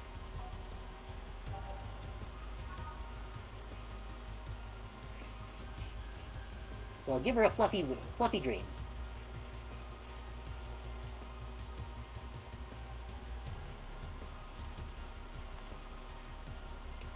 And you know what? Let's throw some booze in here. Sure. We'll just make it a regular. What about this? Yep, just nice. You always order either sweet or girly drinks. It was a no-brainer. Girly and sweet drinks for a sweet girl. I still can't believe you actually remembered what I said about the piano woman. It's always good to keep note of what regulars like, you know? I've wondered for a while, though. Why do you keep coming back here? For you, of course. Come again? Why else would I come if not to see you? You're one of the few people willing to hear me out, always filled with curiosity. And you're cute. Talking to cute people is always nice. There's also the bar, the way it's insulated from the noise of the city. It's really comfortable. And it's just a bit away from the street I'm always at. A win-win situation. I see. It was weird to see you down, though. Especially since you're always so lively. Well, I wasn't down, really. I was just thinking about a lot of things. Like what? Well, my mom, or guardian, asked me to go home on Monday for a bit. And as much as I love her, being with her is usually tiring. Guardian. That whole thing about someone taking care of a Lilum after they're deployed until they reach maturity, right? Yep. And I'm proud to say that I reached psychological maturity in just 1 year. They always try and keep a varied pool of volunteers to make the collective source grow faster. So, what's wrong with your guardian? Well, she still treats me like a kid. The worst part is that sometimes I fear she might see me as some sort of replacement for her dead daughter. Oof, that's rough. Huh? Dead daughter? I was deployed to her not long after she lost her daughter. A contrived coincidence, really. Even when I was still developing self-awareness, I always feared she might be using me as a replacement. She didn't, though, or at least not consciously. At times, she would just stop doing something or return a gift she's given me. If she felt like she was projecting too much of her daughter onto me. What irony that years later I'd make a living pretending to be someone else in the bedroom.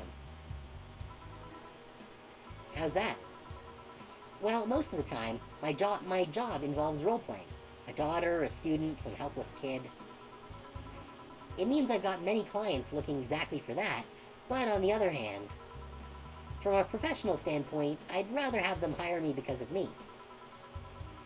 Because of my character, not because I'm the one that roleplays as little girls. Maybe I need to exaggerate some attribute. What's the problem with your guardian then? If you do that on a daily basis, then why worry about it? Because I don't want to make her sad. Every time I visit her, I fear she might look at me and see her daughter, that seeing me makes her sad. At this point, I don't even care if she's projecting her daughter onto me. I just don't want to make her feel sad. Did you try talking with her? How so? Telling her just what you said to me. Clear up those fears. I mean, unless she's not the kind to want anyone opening up to her, that is.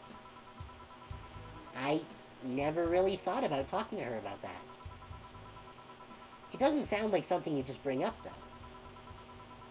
Keep it in mind, at least. Maybe she'll appreciate the gesture. I wouldn't know, though. I haven't met her. She's a really nice woman. The problem is mostly with me, I think. Well then, I'm taking my break.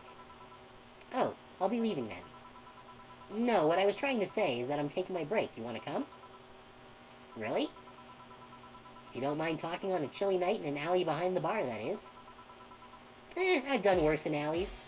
Oh, I bet she has. Let's go. Boss, I'm taking my break. Alright.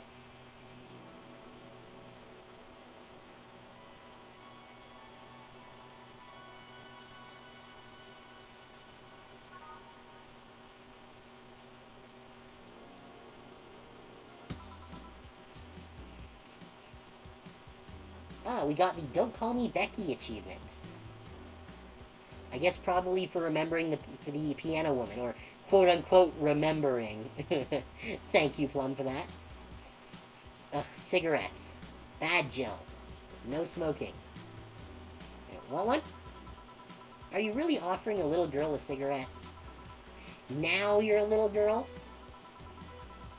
I always am. Innocence, however, is another matter entirely. But anyway, thanks, no. Smoking seriously messes with my air filters, and they're a hassle to replace. Don't mind me, though. Smoke to your heart's content. Thanks. So, why don't you tell me about this guardian of yours? I want to know what kind of woman she is. Sure. Well, her name is Sophia Graham. Graham? Why is Graham throwing up alarm bells for Jill? Who do we know with the last name Graham? I can't remember. She's a retired PE teacher. Nowadays, she works at a gym during the morning shift. She's pretty fit, if I do say so myself. She had a daughter. Apparently, she suffered from nanomachine rejection all of her life. And when she finally healed, she was hit by a truck. What was her daughter's name? I don't know. I never asked, really. Are you okay? I'm reading fear. Or is that surprise? It's hard to tell. I'm fine, yeah. Wait, red? Or read? Well, I don't see emotions like you do. I have to make do with a combination of body heat readings, face recognition, and context. I'm still a bit confused about some, but I've gotten better with time. Anyway, you're sure you're fine? Yeah. Scared or surprised? She's not wrong, though. Wait, does that mean your last name isn't really Hayes? Hayes is just my artistic name. Sounds more exotic, and that's what people usually look for in this business. Dorothy Hayes. I tried other names, though. I guess that's Dorothy Hayes, like Dorothy Gale from Wizard of Oz. Dolores Hayes, Genesis Graham.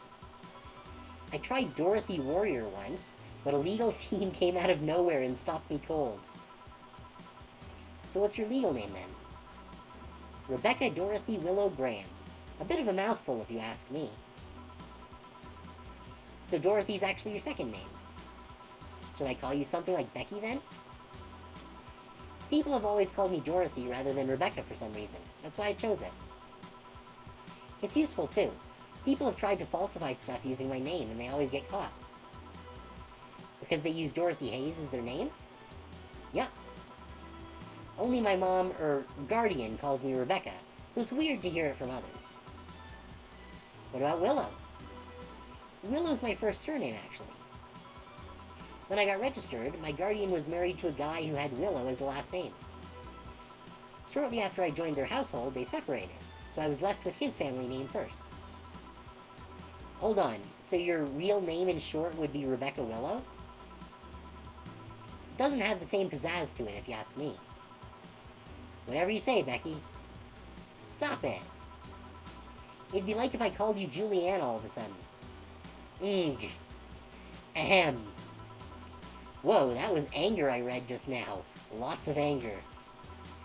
I think it's weird enough already if you call me Jill instead of Honey. Weird, huh? How you can end up feeling associated with a name that's not yours. Like, honestly, more people call me Uranus than by my real name. So it is kind of weird when people call me by my real name, because that's not what most people call me by. I have an uncle that always called me Tina. He kept calling my cousin Tina Jill for some reason. Neither of us minded, though, because he's calling us what he thinks we're called instead of mixing us up. That, and it's completely useless to try and correct it. But, you know, maybe that effect is true for your clients, too. How so? Well, you're worried about your clients not hiring you because you're you, right? But think about what happens when it's announced the character will be played by a different actor. Sure, it's a character, but people are also going for the actor playing the character. So you're saying that they go for my roleplay instead of just mere roleplay. Sounds too far-fetched? Sounds plausible, actually. Okay, honey, I'll take my leave now. Don't want to take up all of your break. Thanks for the chat. See you at the party tomorrow. Bye. I need to remember to buy more cigars. No, you don't. You're gonna end up smelling like an ashtray. Back, did I miss something? Unless you count the worst PPV main event fight I've seen all year. Not really, no. Alright. Going out?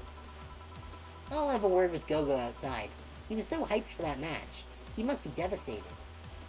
Okay. Welcome to Valhalla. I guess Gogo must be one of the vending machines. Oh, hi, Say. Good evening, Jill. How are you doing?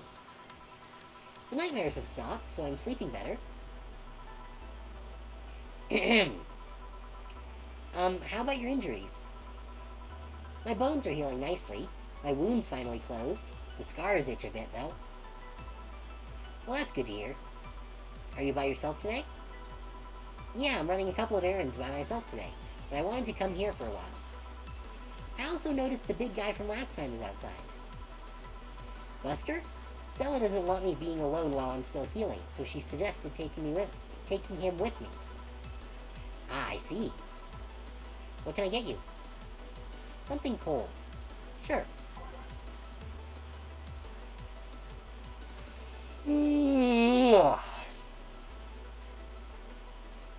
Something cold for Say. What has ice in it? And I guess we could go with a bad touch. It's a pretty financially decent. How about are the Piano Man and the women on? Piano Woman's not, Piano Man is. So we're gonna give her a Piano Man. Or no, that's a sour, strong thing. I don't think she likes that kind of thing. She said she wanted something cold, but...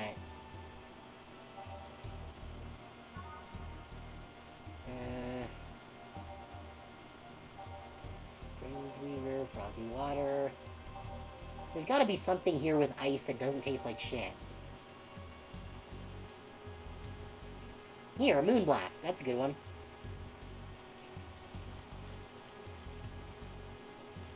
Delta... Flanagrade, 2 Karmatrines. You know what? We're gonna make it a double.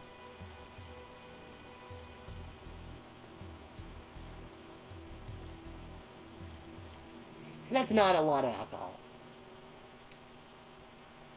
On the rocks and blended.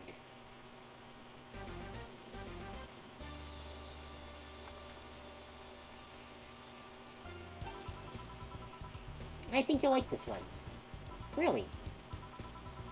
Heh, so sweet of you. Thanks. So, Stella isn't with you today? She's throwing a mega Christmas party tomorrow and is having a meeting today. I'm just helping her by checking in on some things that she ordered. And here I was, all ready to invite you to the party we're throwing tomorrow. You're throwing a party too? Sorry about that.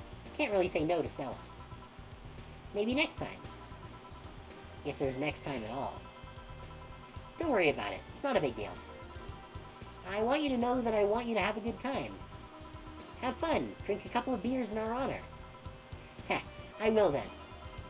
What are Stella's Christmas parties like? They're really big. There's lots of food and drinks and music. Sometimes there's too much food, though. So at the end of the party, she lets the staff take home whatever's left. She also buys toys for all the children of her staff members. That's nice. Really. She says something about taxes or whatever, but during the whole thing, she just shines. She carries a beaming smile that I don't see any other day of the year. Many of the kids have even started calling her Auntie Ella. Heh. Stella always does her best to put up a tough girl facade, but she's very much in touch with her inner child. Christmas, Easter, Halloween, name a party, and she most likely celebrates it big. Interesting. Do you like parties, Jill? I don't mind them. They're a good place to see people. I'm not one to actively look for parties to attend, though. I just don't mind going to them. Ah, I see. I only go to parties that Stella's attending, because otherwise I'd just stand there without anything to say. That, and I'm not one to wear dresses, you know? You're not? I'm a tad too ripped. They don't look cute on me. Now that is a blatant lie. A ripped woman in a dress is just great. Although, with all this healing I have to do, I won't be as fit for a while. They're too, breezy, too. I feel like I'm wearing nothing. But I bet you'd look good in a dress, Jill. It's been years since I last wore one. I wouldn't know. Crap, almost out of water.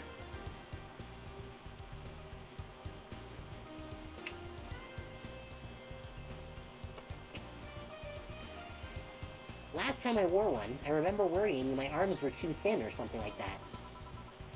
We all have a complex, huh? I mean, even Stella has her own. That's hard to imagine. Oh, but she does have one. She distresses a lot about her bust size. Really, she's not that small. I think I'm smaller than her, in fact. Actually, it's the opposite. The opposite kind of complex, I mean. She's a bit self-conscious about having a big chest. Really? Again, I've seen bigger chests than hers, to be honest. Although I guess comparisons are useless here. They rarely help with complexes. Well, she does go the extra mile to hide it. In fact, I have no idea how she does it. I mean, I've seen her before and after she tucks them away, but I guess I never cared enough to ask the specifics. I guess she probably must use a binder. That's also why when she goes out, she styles her hair in those, drills? They look a bit drilly, don't they? She styles her hair like that to help divert attention away from her chest. She seems affluent enough, why not go through a reduction surgery? Because she also kind of likes having that size. The dichotomy of giant titty. She takes her bust size after her mom, and Miss Carmine is quite proud of her chest. Puffing out your chest is a sign of confidence, and a bigger chest means more confidence to show. She says something along those lines a lot. Stella has quite the admiration for her mom, so I guess breast reduction would feel like betraying her. Huh.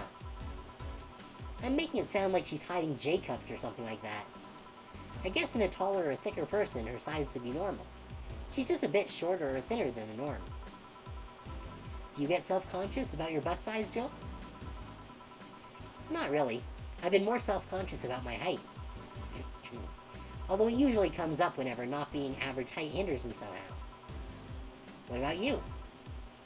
Yes and no. It's not my bust size, but rather that I look too manly sometimes. And I can't help but wonder if bigger boobs would help with that. You're fine, don't worry. She is fine. I actually do like how Sei looks. She's cute. Thank you. Although I do wonder how that bandage over her eye is working. Because, like, it goes up into her hair, but it's not visible over her hair.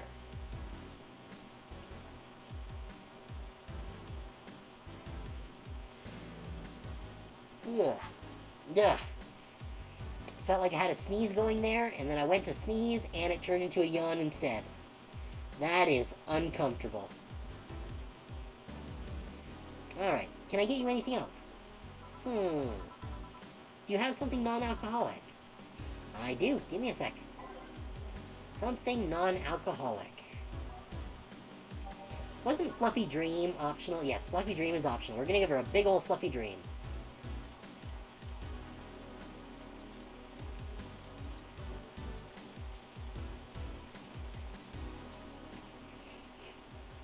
Aged and mixed. Here. Thanks. You're not one to drink that much alcohol, are you? It makes me feel sleepy, or at the very least, makes my legs go numb. It's an annoying feeling, to be honest. It makes me wonder what's so good about getting drunk. I mean, I'm not above it, but it's not exactly a pleasant feeling. You feel like you're sleepy even when you're not. Your legs go numb, everything starts sounding funnier than it really is. What's so good about not being able to control yourself? Honestly, I'm in the same boat as Sei. I feel the same way about alcohol.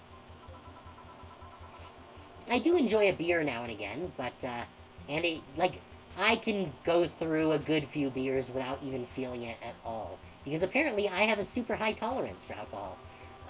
But I do not enjoy the sensation of getting drunk. I don't think I've ever actually hit the point of being actually drunk. I've gotten buzzed. Really only, I think, the once. When I actually tried to push it and see how much alcohol it would take to actually get me to feel it. And I did not enjoy the sensation at that point, so I called it there before actually hitting properly drunk. But it's just not for everyone. That's a good question, actually. Usually people like feeling numb because that numbness helps them forget their problems. Even if we don't talk about alcohol, there's a portion of people that can't afford food. Or who are suffering from some pain that only alleviates when drunk or high. It doesn't sound really logical on paper, but then again, humans are rarely, if ever, logical creatures. Despair and pain cloud your judgment and make you do stupid things sometimes. Yeah, I've seen that firsthand. This world has an ugly side nobody deserves to be a part of. Ahem. There's also a matter of addiction, you know? You start just liking the drink, but then you need more of it, and before you know it, you're hooked. Oh yeah, that too. So tell me, what kind of party are you guys throwing? Nothing fancy. It'll just be me, Boss, Gil, and a couple of regulars. They'll bring food, we'll chat for a while, and that's it. Man, that sounds so good. At least better than the whole planning madness Stella is throwing right now. If you ever throw something like that again, you let me know, you hear? Sure. Hey, Sei. Yeah? What do you plan on doing now? I'm gonna check one last errand before going home. No, I mean, what do you plan on doing now with the White Knights disbanded and all? To be honest, I don't know. She should become a paramedic. I think that she would be a good paramedic or EMT. I never prepared a plan B because I figured if you can go with a plan B, why not just make it the plan A? I'm not the brightest person, so I never graduated from college or even high school. I could go for a position with the police, but it wouldn't be as thrilling. And I'm tired of blatant corruption. Sick of it. Oh. But I'm alive. I learned something after that hell in Apollo Trust. Life is not something that you can just throw away easily. Clawing my way out of that place made me realize just how much I want to be alive. The body count left in the bank was ridiculous, but I'm still here. I don't know what I'll do, but I'm alive. I'll figure it out sooner or later. Hey, Guido, thanks for coming. We're currently playing Cyberpunk Bartender Action Valhalla.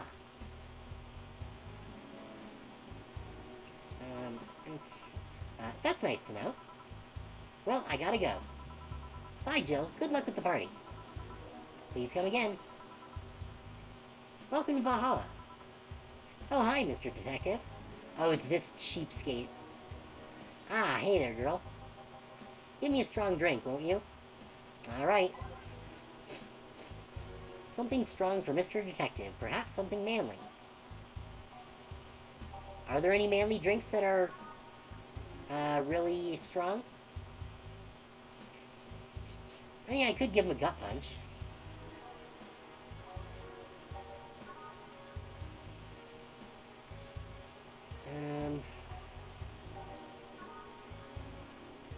Is the gut punch the only one that's both strong and manly?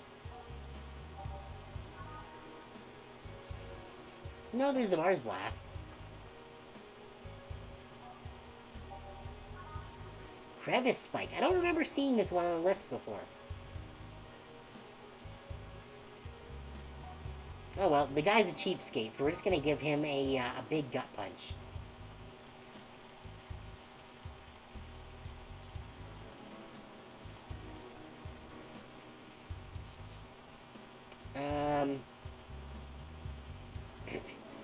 And we'll load it up with alcohol. He did ask for something strong, after all. So that's aged and mixed. Here we go. Yes, this'll do. So, what brought you here? Nothing special. I was just working on a case, and I happened to be in the area. What kind of work? Tracking someone. A gun for hire. What about the girl? Crimson something. I am tracking that girl. Didn't you just get out of that job? I did, but the guy offered a huge amount of money and, well, I just couldn't refuse again. Well, it's your life, not mine. I wonder, though, there has to be more to that whole thing than just acting as middleman to look for some murderer. Say, how safe is this place? We're protected by the BTC property laws, the walls are soundproof. And I really couldn't give less of a shit about selling info to anyone. Okay then. Wait, soundproof walls? Why? Did you see those vending machines outside? They're quite talkative, bastards. It'd be annoying without those walls. So it's not the traffic, it's the fucking vending machines. Alright then. Have you heard of Lord Lance Lavender? No, but he sounds like he's the BBEG of a RPG. Nope. He's some big name from Kanye-vania. His blood apparently has some weird reaction to Glitch City's nanomachines. Once in contact with the air, it does nothing. But if still fresh and touching someone's blood, the nanomachines will initiate a reaction. Essentially, they'll just eat through the other person's body until there's nothing left. They're using him as a guinea pig to see what causes that reaction, and if it could be used to fight nanomachine rejection. Aha. Well, turns out the Crimson Rose is his daughter. She left years ago to earn her living here, and he hasn't seen her ever since. He could be lying, you know? Doubt it. I did my research. She really is his daughter. Why didn't you figure that out earlier? I had no clue who was making the contract, and tracking all those messages to the source would have been too costly. Knowing who the sender was made things easier. I see. Can I get you anything else? What about a cobalt velvet? Okay. Let's get him a cobalt velvet. It's a bit like champagne served on a cup that had a bit of cola left. Alright, we're gonna give him a big one. 4, 1, 2, 3, 4, 5, 6. And then fill it up with booze. Because I think he would be funny when he's drunk. On the rocks and mixed. Here you are. Oh, you actually did it. Were you expecting me to mess up so you didn't have to pay? No. So what made you accept the contract anyway, keeping in mind all the risks you told me last time? You told me you wanted to see her again one last time, or at the very least deliver her a message. You could have been lying. Yes, people lie. You made your point. Even then, I felt like I couldn't say no. I mean, I know what it's like not being able to find your daughter. What it's like to be apart from her, not knowing what she's doing or even if she's alright. You do? I have a daughter. She's about your age. When she was a teen, we had a big fight and she ran away from home. At first, I just waited for her to show up, but then I started getting worried and went out to find her. I couldn't find any trace of her. Nobody had seen her. Soon I was worried if something might have happened to her. I guess that's how my tracking skills and list of contacts began to grow. I finally found her, taking cover in some dumpster, unconscious from starvation. So yeah, I just couldn't say no to his request of finding his daughter. But I don't expect you to understand. So how's the search going? I'm very close to finding her. That girl's pretty good at covering her tracks.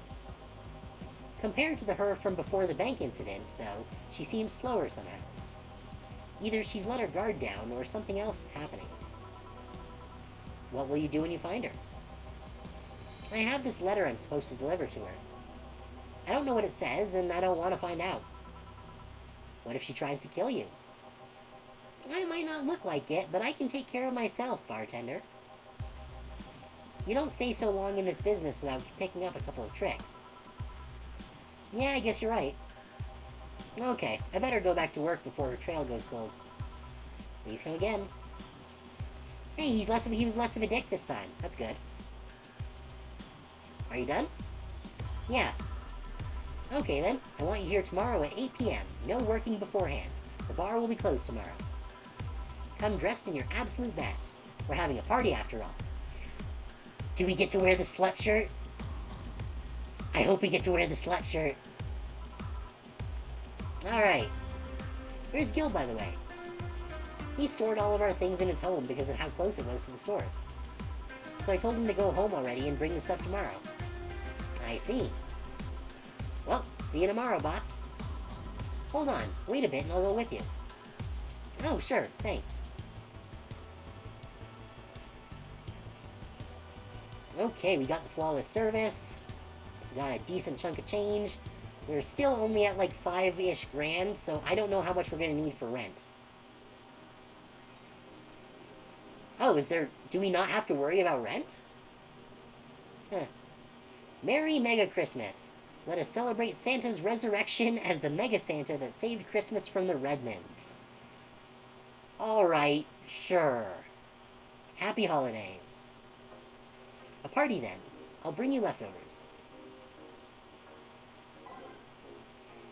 Alright, so we got a couple of updates here. Is this new? No, we read that one already. Mega Christmas is here. Happy Mega Christmas, everyone. I'm way too used to Christmas, but the mega tradition here in Glitch City is mega comfy. I know it's an incredibly absurd name, and the holiday isn't any less crazy due to its origin, but I find it amazing how GC managed to replace the original festivities. Some places celebrate Christmas eating fried chicken, but here they outright changed the holiday. Well, it's not that different, considering they have the same dates, but still pretty cool. Whoop, I gotta go. Time to sign some books.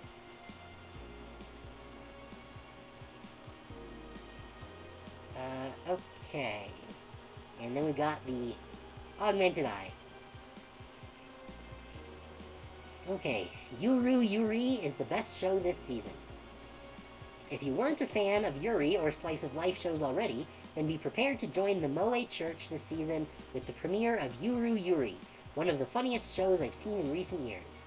The pals at the popular Danger U forum seem divided, however. This is such an obvious pandering.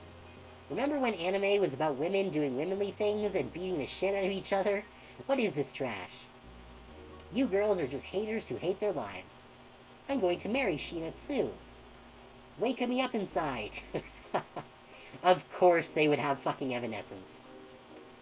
You can catch YY every Friday on RSTV. Wanna watch it? Anime is for nerds. To be fair, Jill is a nerd. Is it sexist to have an army of robot women? I don't know if it's necessarily sexist. It might be misogynist. The ones without artificial intelligence, mind you. Okay, yeah, so definitely misogynist. The King of the West, Kanji, from the western nation of Kanyevania, has approximately 6,000 robot soldiers, all of whom look like the hottest girls around. But is this show of quirkiness from the wacky dictator problematic? Those dictators from Venezuela or wherever or whatever just do what they want. They don't give a shit. Mariana Zimmer, 35, told the Augmented Eye during a street interview. They're all pretty hot, though. If I was him, I'd have done the same. Why bother with the real thing when you just make them from scratch to match your every needs? More as we investigate. I'm pretty sure Kanyevania went through demilitarization before. Okay, Lilim receiving mysterious messages, update 2. The messages have suddenly stopped, and everything is normal again. Still, we can't stop wondering what's the deal. Was it a prankster, or someone who just discovered how to subvert public communication channels in Lilim? Either way, some reports indicate that Lilim behavior has been rather unusual as of late. Although we can only imagine the confusion they were going through. Not the first time. Let's not forget that something similar happened 5 years ago, when Lilim advancement was at its historic high. Fortunately, nothing came out of it. Will it happen again? Time will tell. Spooky. A bit, yeah. Alright, so I think it's time for the Christmas party. But before that, I am just going to take a quick break so that I can refill my water and stretch my legs. I will be back in just a couple of minutes for our mega Christmas party. So hang out, and I'll be back shortly.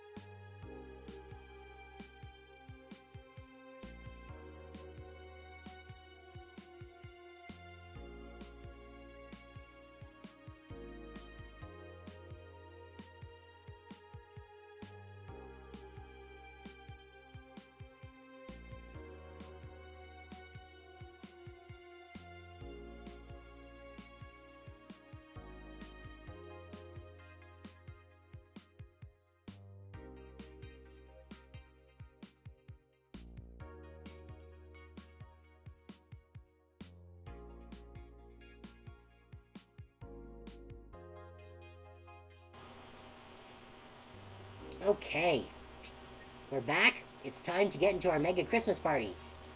Come on, wear the slut shirt. Alright, let's go to the party. Sunday, December 25th. Evening. Jill, I told you to come in the nicest clothes you have. You came in your uniform. These are the nicest clothes I have with me. Besides, you and Gil are in your uniforms too. Well, I can't really show up in casual clothing. I'm being monitored. What about the kilt you wore that one time? I'm still surprised that one didn't break the dress code somehow.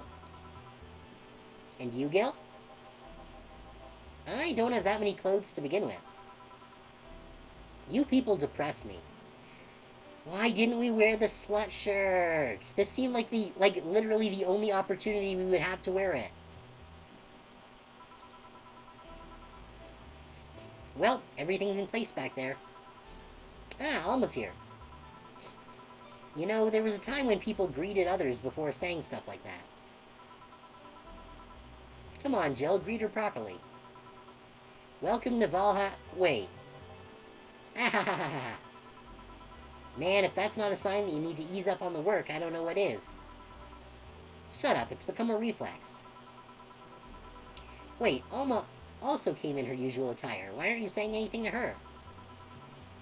Ribbed sweaters get a free pass. Why?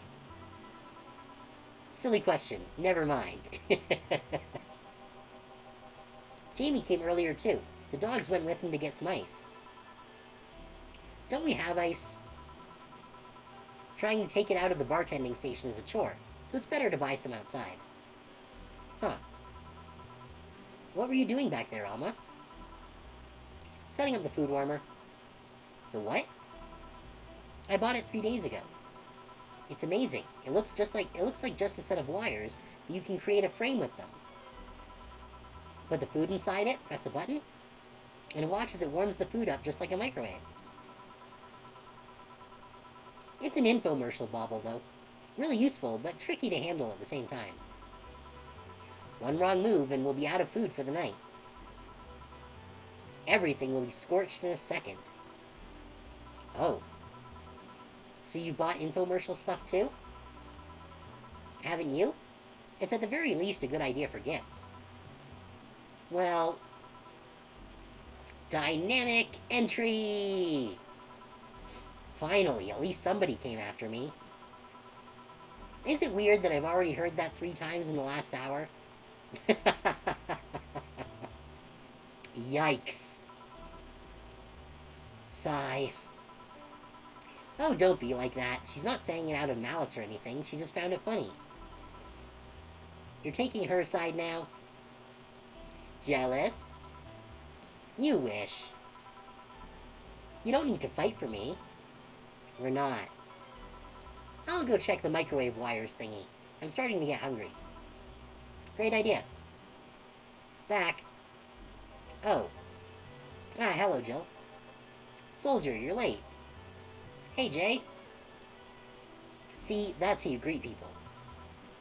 You shut it. I'll go help, I'll go help Sweater Pops. Something wrong? She's not good with dogs. Oh. Alright. We're all here, so we can start. Yo, Anchorage. Alma. I know what I said.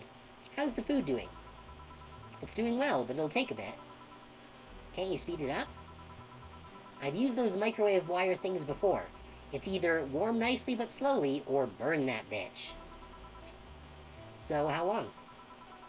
15 minutes or so. A bell will ring when the time comes. We need to kill some time then. Alright, let's play Truth or Dare. What? I'll pass. Games are for kids. I'm in. Sure, I'll play. Sounds fun. As long as that mutt stays away from me. That'll make the time pass faster. I'll pat. You'll play. We are being forcibly conscripted into truth or dare. Alright then, rules are simple. If you get picked, you pick either truth or dare. After you finish, you get to pick someone else. We go like that until food's done. What about punishment games? Those are a hassle. Just issue new questions or challenges until the other person complies. That said, Jill. Yes? You start. Pick someone. Oh, let's see. We get to choose? Oh. Like, I kinda want to do Gil, but also Dorothy. Because I feel like Dorothy would just be down for, like, fucking anything.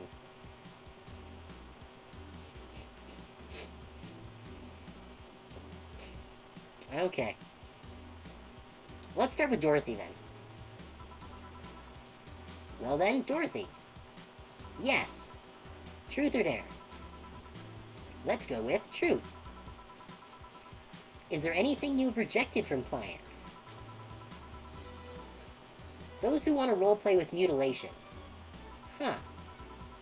I mean, sure, I can take off my limbs with no problem. I have to do that for maintenance every now and again. But I'm not okay with doing it for clients.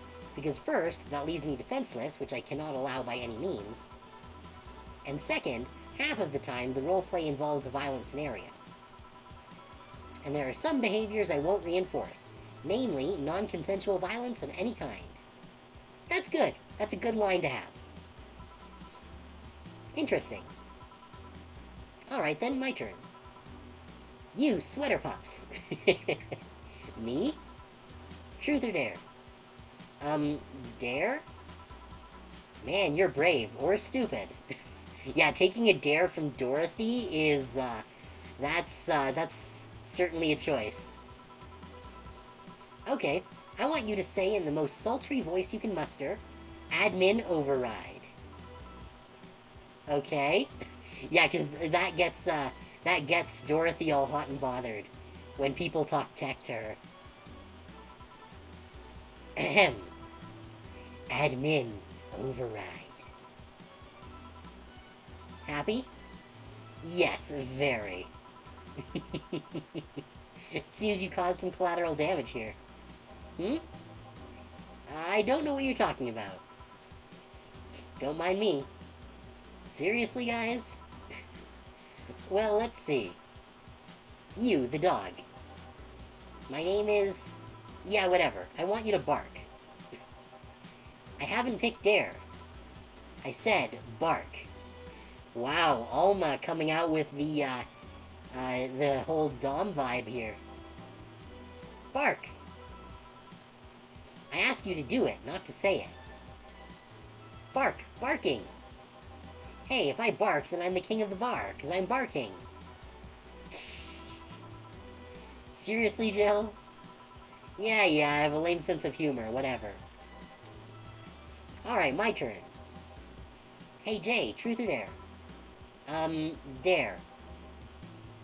Then pet me. Yeah, I have a feeling that getting a dare from a dog is probably not super dangerous.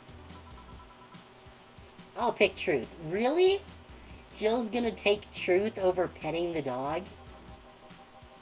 Okay. Why are your nails so thin?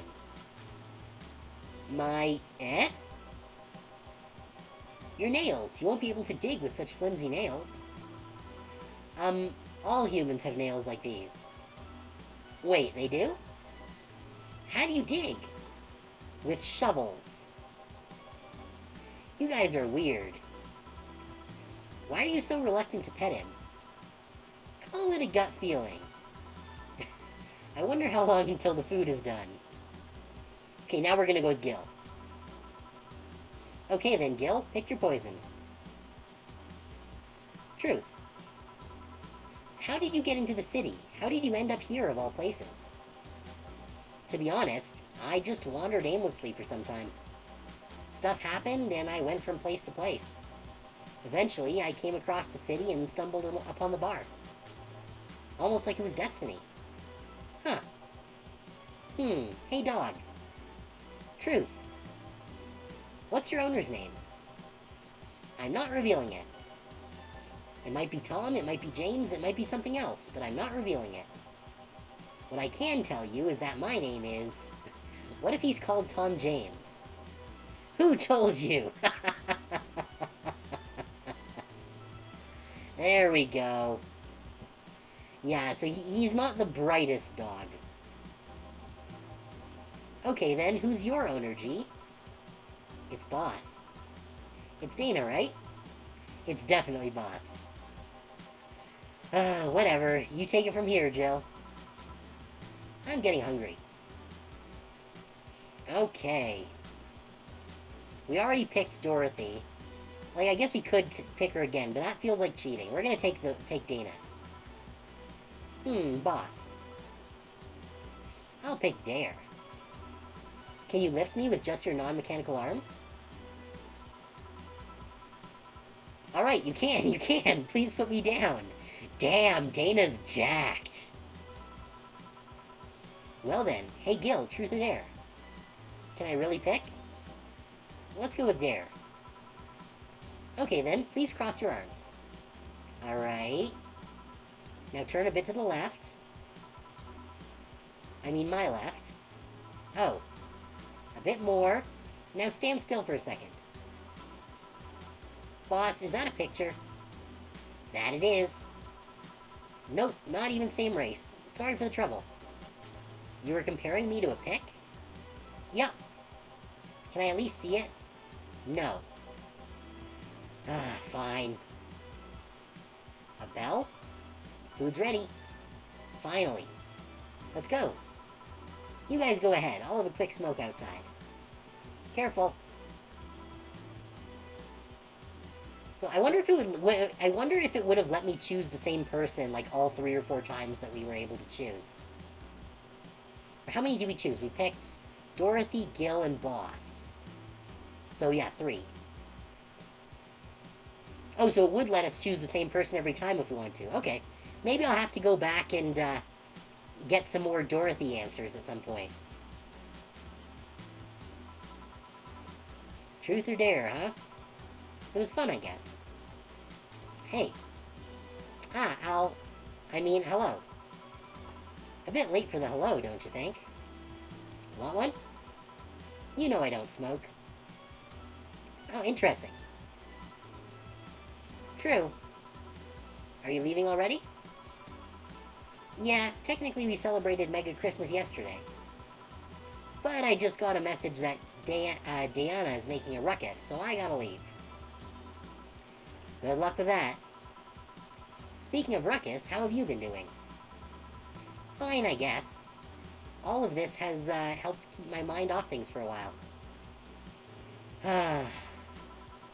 Is it weird to feel the absence of someone you had no contact with whatsoever for the last 3 years? Ask Katiusha, or any of the old literature maidens whose spouse went to war types. I mean, even if you had no contact with her, maybe she was constantly on your mind. If you tweak the circumstances, it's not that different from one of you going to war. I guess. Well, although the circumstances make me not want to, I've gotta go.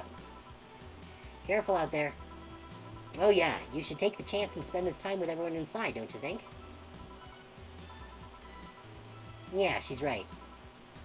Hey, Jill's back.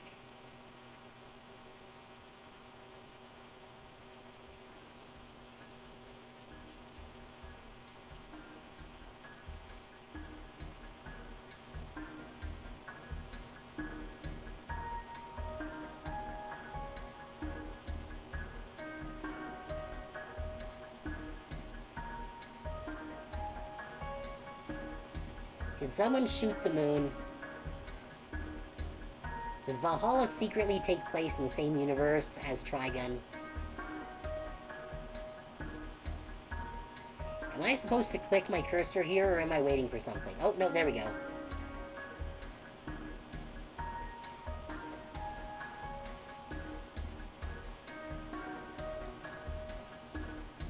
I guess we skipped through the rest of the party.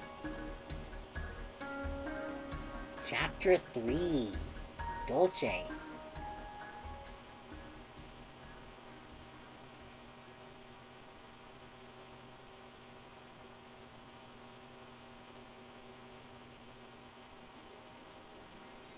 Ah, here it is.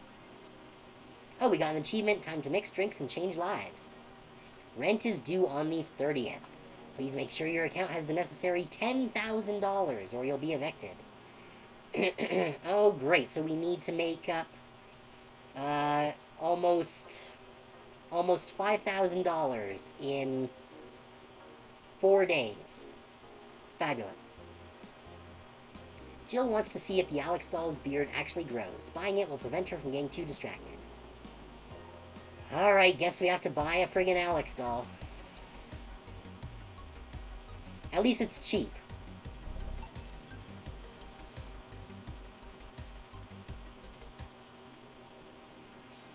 Alright, bought what we wanted and pleased with herself, she'll surely focus at work. So what happens if we don't buy the things? Like, what does distracted actually do?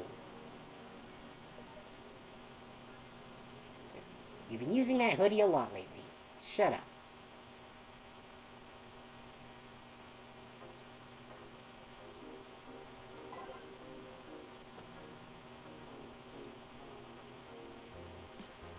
Okay, yeah, so we saw those ones as just this one down here.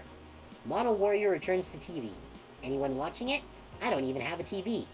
To be fair, I don't have a TV either. I just watch everything on my computer. So useless. Julianne is old and busted. I heard you talking shit about my waifu like I wouldn't find out. Is it going to be censored? I don't think so. The show was rather tame as far as I know. I'm going to marry Julianne. Oh man, I remember watching this show back when I was like 10. I think I discovered porn thanks to it. You will never discover Rule 34 for the first time again. Why keep trying? Never seen this show before. Is it any good or is it just a meme? It's a meme show. There's nothing outstanding. What about the sequels? Are those going to be broadcasted as well? The sequels are shit. Thread closed. Is your lip trembling? No. Alright, what's in the news today? Street race at the Motor City District leaves 2 dead. The Motor City District is notorious for the number of illegal street races it sees each week, and the dozens of injured drivers it leaves every year. This time, it has been reported that 2 people died during a race hosted at the Gate Highway, otherwise known as the Death Lane. The Transit Police is currently investigating the deaths, as well as the underground world of illegal street racing. We have several suspects in regards to who is running this underworld, but nothing concrete as of yet, Chief of the Transit Police Department Jay Esposito told the Augmented Eye. The death of these 2 youngsters will be the last, however. That's a promise. I've heard there's a defamation campaign against the district, though. You won't believe what happens in this cartoon. Cartoons are not for children. Well, that's half true. Cartoons don't have to be for children, but there are a lot of cartoons that are. They're still largely colorful, but the themes they touch have become rather dark. In fact, every cartoon on air today has dark themes. It's come to the point where innocent animated characters are no longer a thing. I suppose children are young adults from birth now. But enter Touch Fluffy Tale, a new show that aims to challenge the current trend. No deep lore, no obscure adult references, no stupid deep plots, just fun with numbers and fluffy tales, said a TFT producer who asked to remain anonymous to avoid internet backlash. I don't want death threats for making a cartoon for actual kids. I don't know. Even in the 90s, kids' cartoons had adult references in them. A lot of them. Like, go back and watch Ned's Newt and Animaniacs, and you will find so many references to things that are very not appropriate for children. Okay. Stop. I rescued you. I touch your tail if I want it. Alright, Glitch City Olympics returns next year. For the 10th consecutive year, the GC Olympics returns to the emblematic Super Silver Thunderdome, this time with a representative from the elusive country of Kanyavania.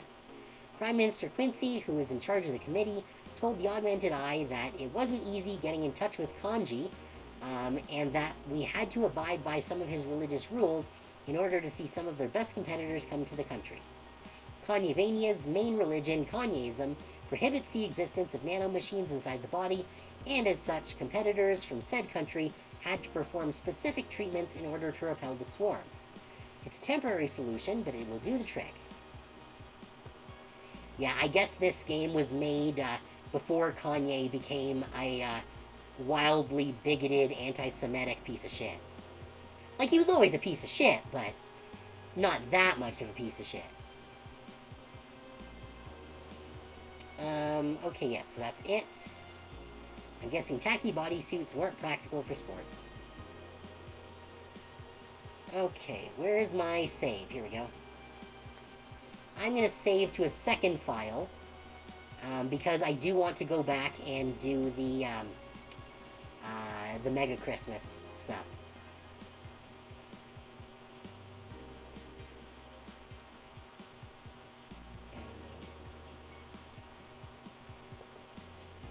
Okay, so yes, let's head to work. Monday the 26th, Boxing Day. Or do they have Mega Boxing Day? Yawn, evening. Hey Jill, Gil is in the back sorting an ingredients shipment, and I've got things to do. The dog's in charge, okay? Bye. What? Wait, the dog what? Okay, first order, pet me. No. Pet me. No. I'm in charge, and I want you to pet me. I think, does that count as sexual harassment? Time to mix drinks and change lives. Hey Jay, won't pet you. You'll pet me sooner or later. They all do. Won't. Will. You called? He said Will, not Gil. Ah. Who the hell is Will? Nobody. Don't be rude with poor Will. There's no Will. Do you need me to psych you up then? Shut up. Who, me or Will? Ag! You go back to whatever you were doing. Alright. And you, stand by. Only if you pet me. Go. The fuck just happened? Well, aren't we spirited today? Welcome to Valha... Virgilio. Why do you sound so weirded out? You didn't show up with a bombastic soliloquy.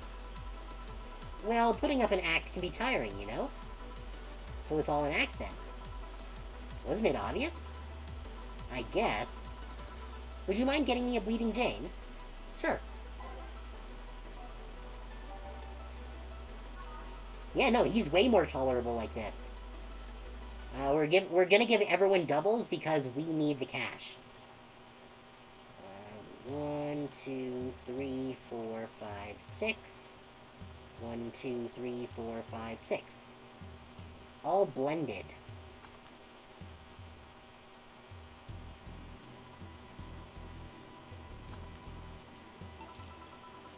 A Bleeding Jane. Yes, this is just the thing. So, tired of putting on an act. Care to explain? It's a long story, and I'd honestly rather not talk about it right now. Fair enough. What made you change your mind, though? Well, for one thing, it's safer for me now. The Pompous Buffoon Act was mostly a way to avoid raising suspicion. Safer? There's a word that's been losing meaning lately. Wait, that was your way of avoiding suspicion? Yes. You do know how weird that sounds, right? It sounds weird?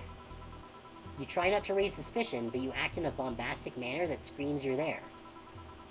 And everyone dismisses the fool as a buffoon and moves on. Eh? I mean, you might be right if I were talking about hiding myself, but I'm avoiding certain crowds of people. Yes, my behavior might call everyone's attention, but then everyone just decides I'm harmless and disregards me.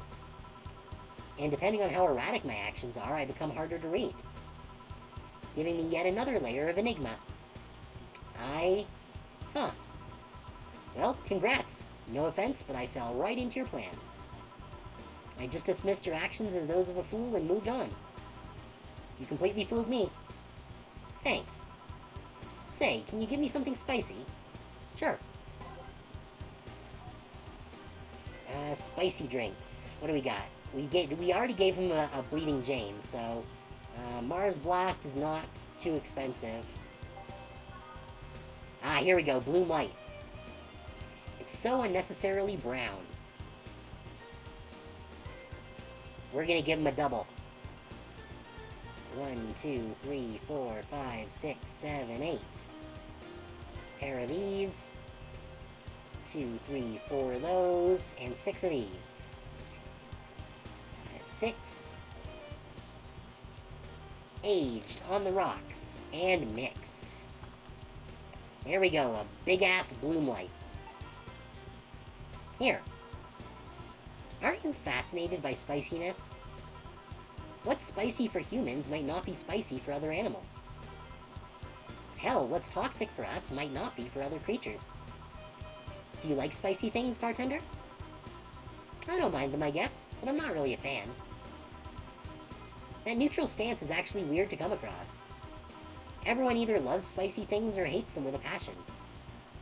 Do you like it? Lots, not only in regards to painfully spicy things, but also the way mild or slight spice add to a meal.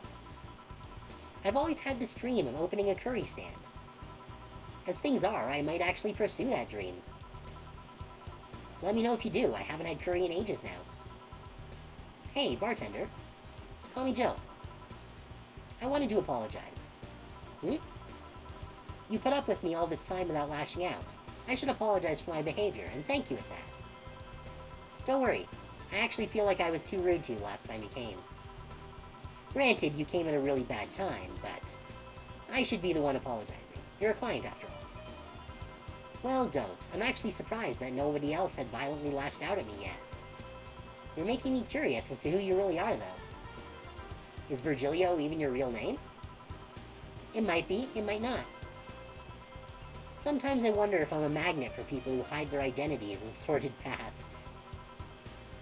Gil, Jamie, you? Did you say something?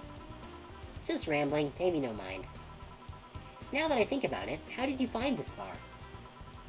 I was avoiding some chaps and came to this alley. Huh, again. Again? In my time here, I've heard avoided people and ended up here enough times to make me believe that the original owner built the bar here thinking about the runaway public. You make me sound like a criminal. You're not helping. The expression runaway doesn't just mean people escaping the law, though. We've had people avoiding stalkers or solicitors. I've seen people more shocked by an insistent salesman than a shady figure. Maybe because the salesman is a more active predator. I don't know. A troublesome part of the city right near the shopping district. Let them know there's a bar and they'll come. Sorry, I should stop rambling to myself so much.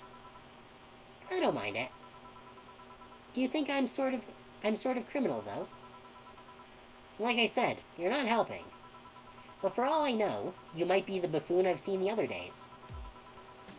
In any case, can I get something bitter here? On it. What do we got? Sunshine Cloud. Not a gut punch. Not a pile driver. Suplex. Sure, we'll give him a big-ass grizzly temple. 1, 2, 3, 4, 5, 6. 1, 2, 3, 4, 5, 6. 1, 2, oh, not more Bronson. 2, 3, 4, 5, 6. Yeah, so 6, 6, 6. 2 of these. All blended. Come on, shaky, shaky. Here. This works. Do you like coffee, Miss Bartender? As weird as it may sound from a smoking bartender, no, I don't. Well, I get it. It's not for everyone. That cat boomer the other day. What about her? Still scared of her? Not really, but she looks so familiar. Maybe you're mixing her up with another cat boomer. No, that's not it. It's like the bandaged girl last time.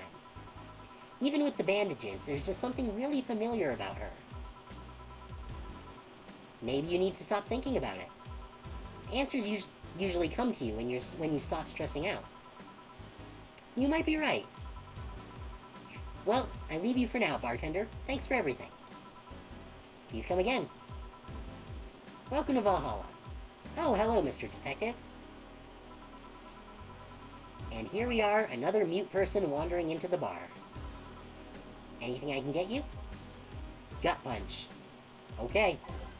Gut punch for the silent detective. He looks like he could use a big one. So we're going to throw in 1, 2, 3, 4, 5, 6, 7, 8, 9, 10. Pair of flanagrades. And top it up with alcohol. Aged and mixed. Here. Oh, you got it right. So what's up now? A bit of holiday blues, you could say. So you celebrate Mega Christmas? Why wouldn't I? You look more like a Festivus kind of guy. Yup, because he looks like, from Seinfeld. What's his face? It's not Jerry. It's not Jerry, not Kramer. Fuck, I can't remember his name. The other one. The one that looks like him. Why does everyone keep saying that? Well, Festivus is a celebration going against the capitalist madness that is Mega Christmas. And, you know, cheapskate. If you have something to say, say it. I'll refrain. Although now that I think about it, Holiday Blues is not really tied to a specific celebration. Just the season. A season of consumerist craze. Mega Christmas is just a mockery of what the real Christmas once was. To be fair, even Christmas now is a mockery of Christmas. And Christmas then was a mockery of the Winter Solstice Festival. So, every holiday is a mockery of something. I mean, the season has slowly become enslaved to the corporations over time. Holiday spirit can only be manipulated so much. But then came that turbo male guy. He started a yearly tradition of dressing up like Santa in the ring. Turbo Male? That can't be his ring name. It is. Really, such a tacky name was accepted? His partner was Buster Master. And his rival was Dr. Chris Max. Tacky names were not a problem. I mean, I knew there was a wrestler that dressed as Santa every year. I also knew that the guy became insanely popular and the stunt got out of control. And of course, that's the part everyone sings about. Santa became Nega Santa thanks to the Redmond family. Nega Santa sees the error of his ways and becomes the mighty Mega Santa, renaming the holiday Mega Christmas. And then every company jumped on the bandwagon and Christmas was Mega Christmas before anyone noticed. So you're telling me that the guy who somehow managed to rename the holiday went by the ring name Turbo Male? Yup. That makes the whole holiday sound like a joke. Well, it is a joke. The holiday is a joke, yeah. And you're telling me you don't celebrate Festivus? No, I don't. Do you know what kind of people celebrate Festivus? The kind that's so lame and bland that they can only talk about how they're better because they celebrate Festivus. Like those jerks who only eat Nuke and think they're better than everyone else. I see. Anything else I can get you? Get me a Fringe Weaver, will you? Sure. Fringe Weaver. Yeah, let's get him a double. I want to see what happens if he's going to get totally tanked.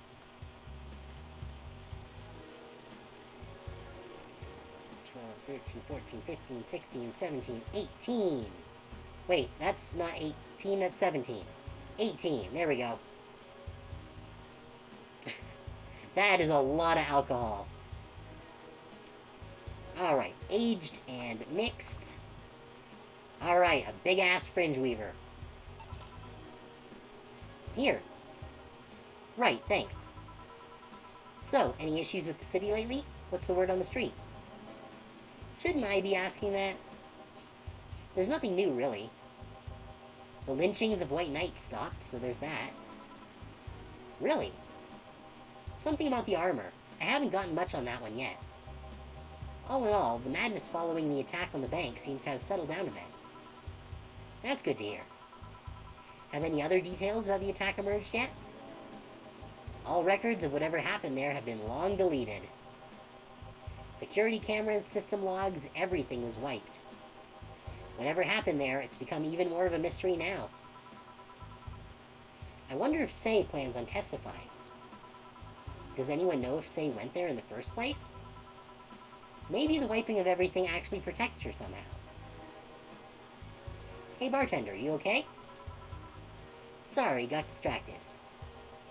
There's not much to say, really. There's the odd silly rumor here and there. Like the vending machine's tasers malfunctioning and applying more strength. Or that the writer of The Last Rain in the World is actually living here as a brain in a jar.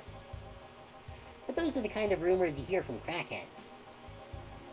Crackheads might hold that one last piece of info you need, but you also hear crap like that. I guess we'll have to ask the brain in the jar the next time he comes in. I see. Anyway, I'm leaving. Happy New Year, bartender. Please come again. Wow, dude can really hold his alcohol. Okay then, oh, no, wait, she's out. Gil, you there? Yeah, taking your break? Let me know if someone comes in.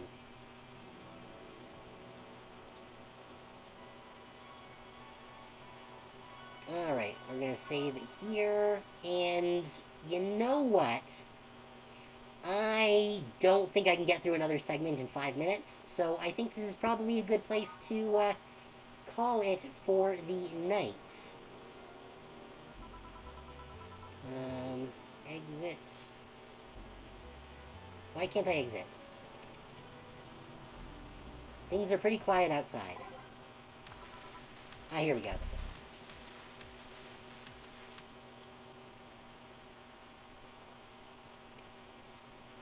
Yep. So that's going to be that for the night. Thank you, everyone, for coming. It's very much appreciated having you guys here. I still need to put up the schedule for this week because I just completely forgot yesterday. We'll see if I actually get to that tonight. Maybe, maybe not. Might not happen. But what's going on is tomorrow we're continuing Little Witch in the Woods. Thursday we're going to be playing Hand of Fate. I'm not actually entirely sure what the game's about. I did have it on my wish list, because I guess at one point I had looked at it and it looked cool. I know it's some kind of like, I think it's like a deck building kind of roguelite sort of game. Again, I need to look at it again because it's been a hot minute since I added it to my wish list. But yeah, so we're going to playing Hand of Fate on Thursday. Friday, I think that we're probably going to be finishing Persona 4 finally. We're going to be finally seeing the grand finale. So that's exciting. After, I think it's been 22 streams so far of Persona 4. So it's been a long time coming, and it's either going to be this week or next week. I don't know if there's another dungeon. If there is another dungeon, then it's probably going to be next week. If there's not, then it's definitely this week. And then on Sunday, we are going to be starting up Path B of Nier Automata, since we finished Path A on Sunday. So lots of cool stuff to look forward to this week. Hopefully I'll see some of you guys there. In the meantime, if there are any games that you would like to suggest to see me play on stream, you can absolutely do so at my Discord. The link is down below the stream. Aside from that, again, thank you all for coming. Hope that you guys get some good rest. Press 2 buttons at once there. But yeah, hope you guys rest well. I'll be off on my way to bed because I am feeling very tired. And I'll see y'all tomorrow for Little Witch in the Woods.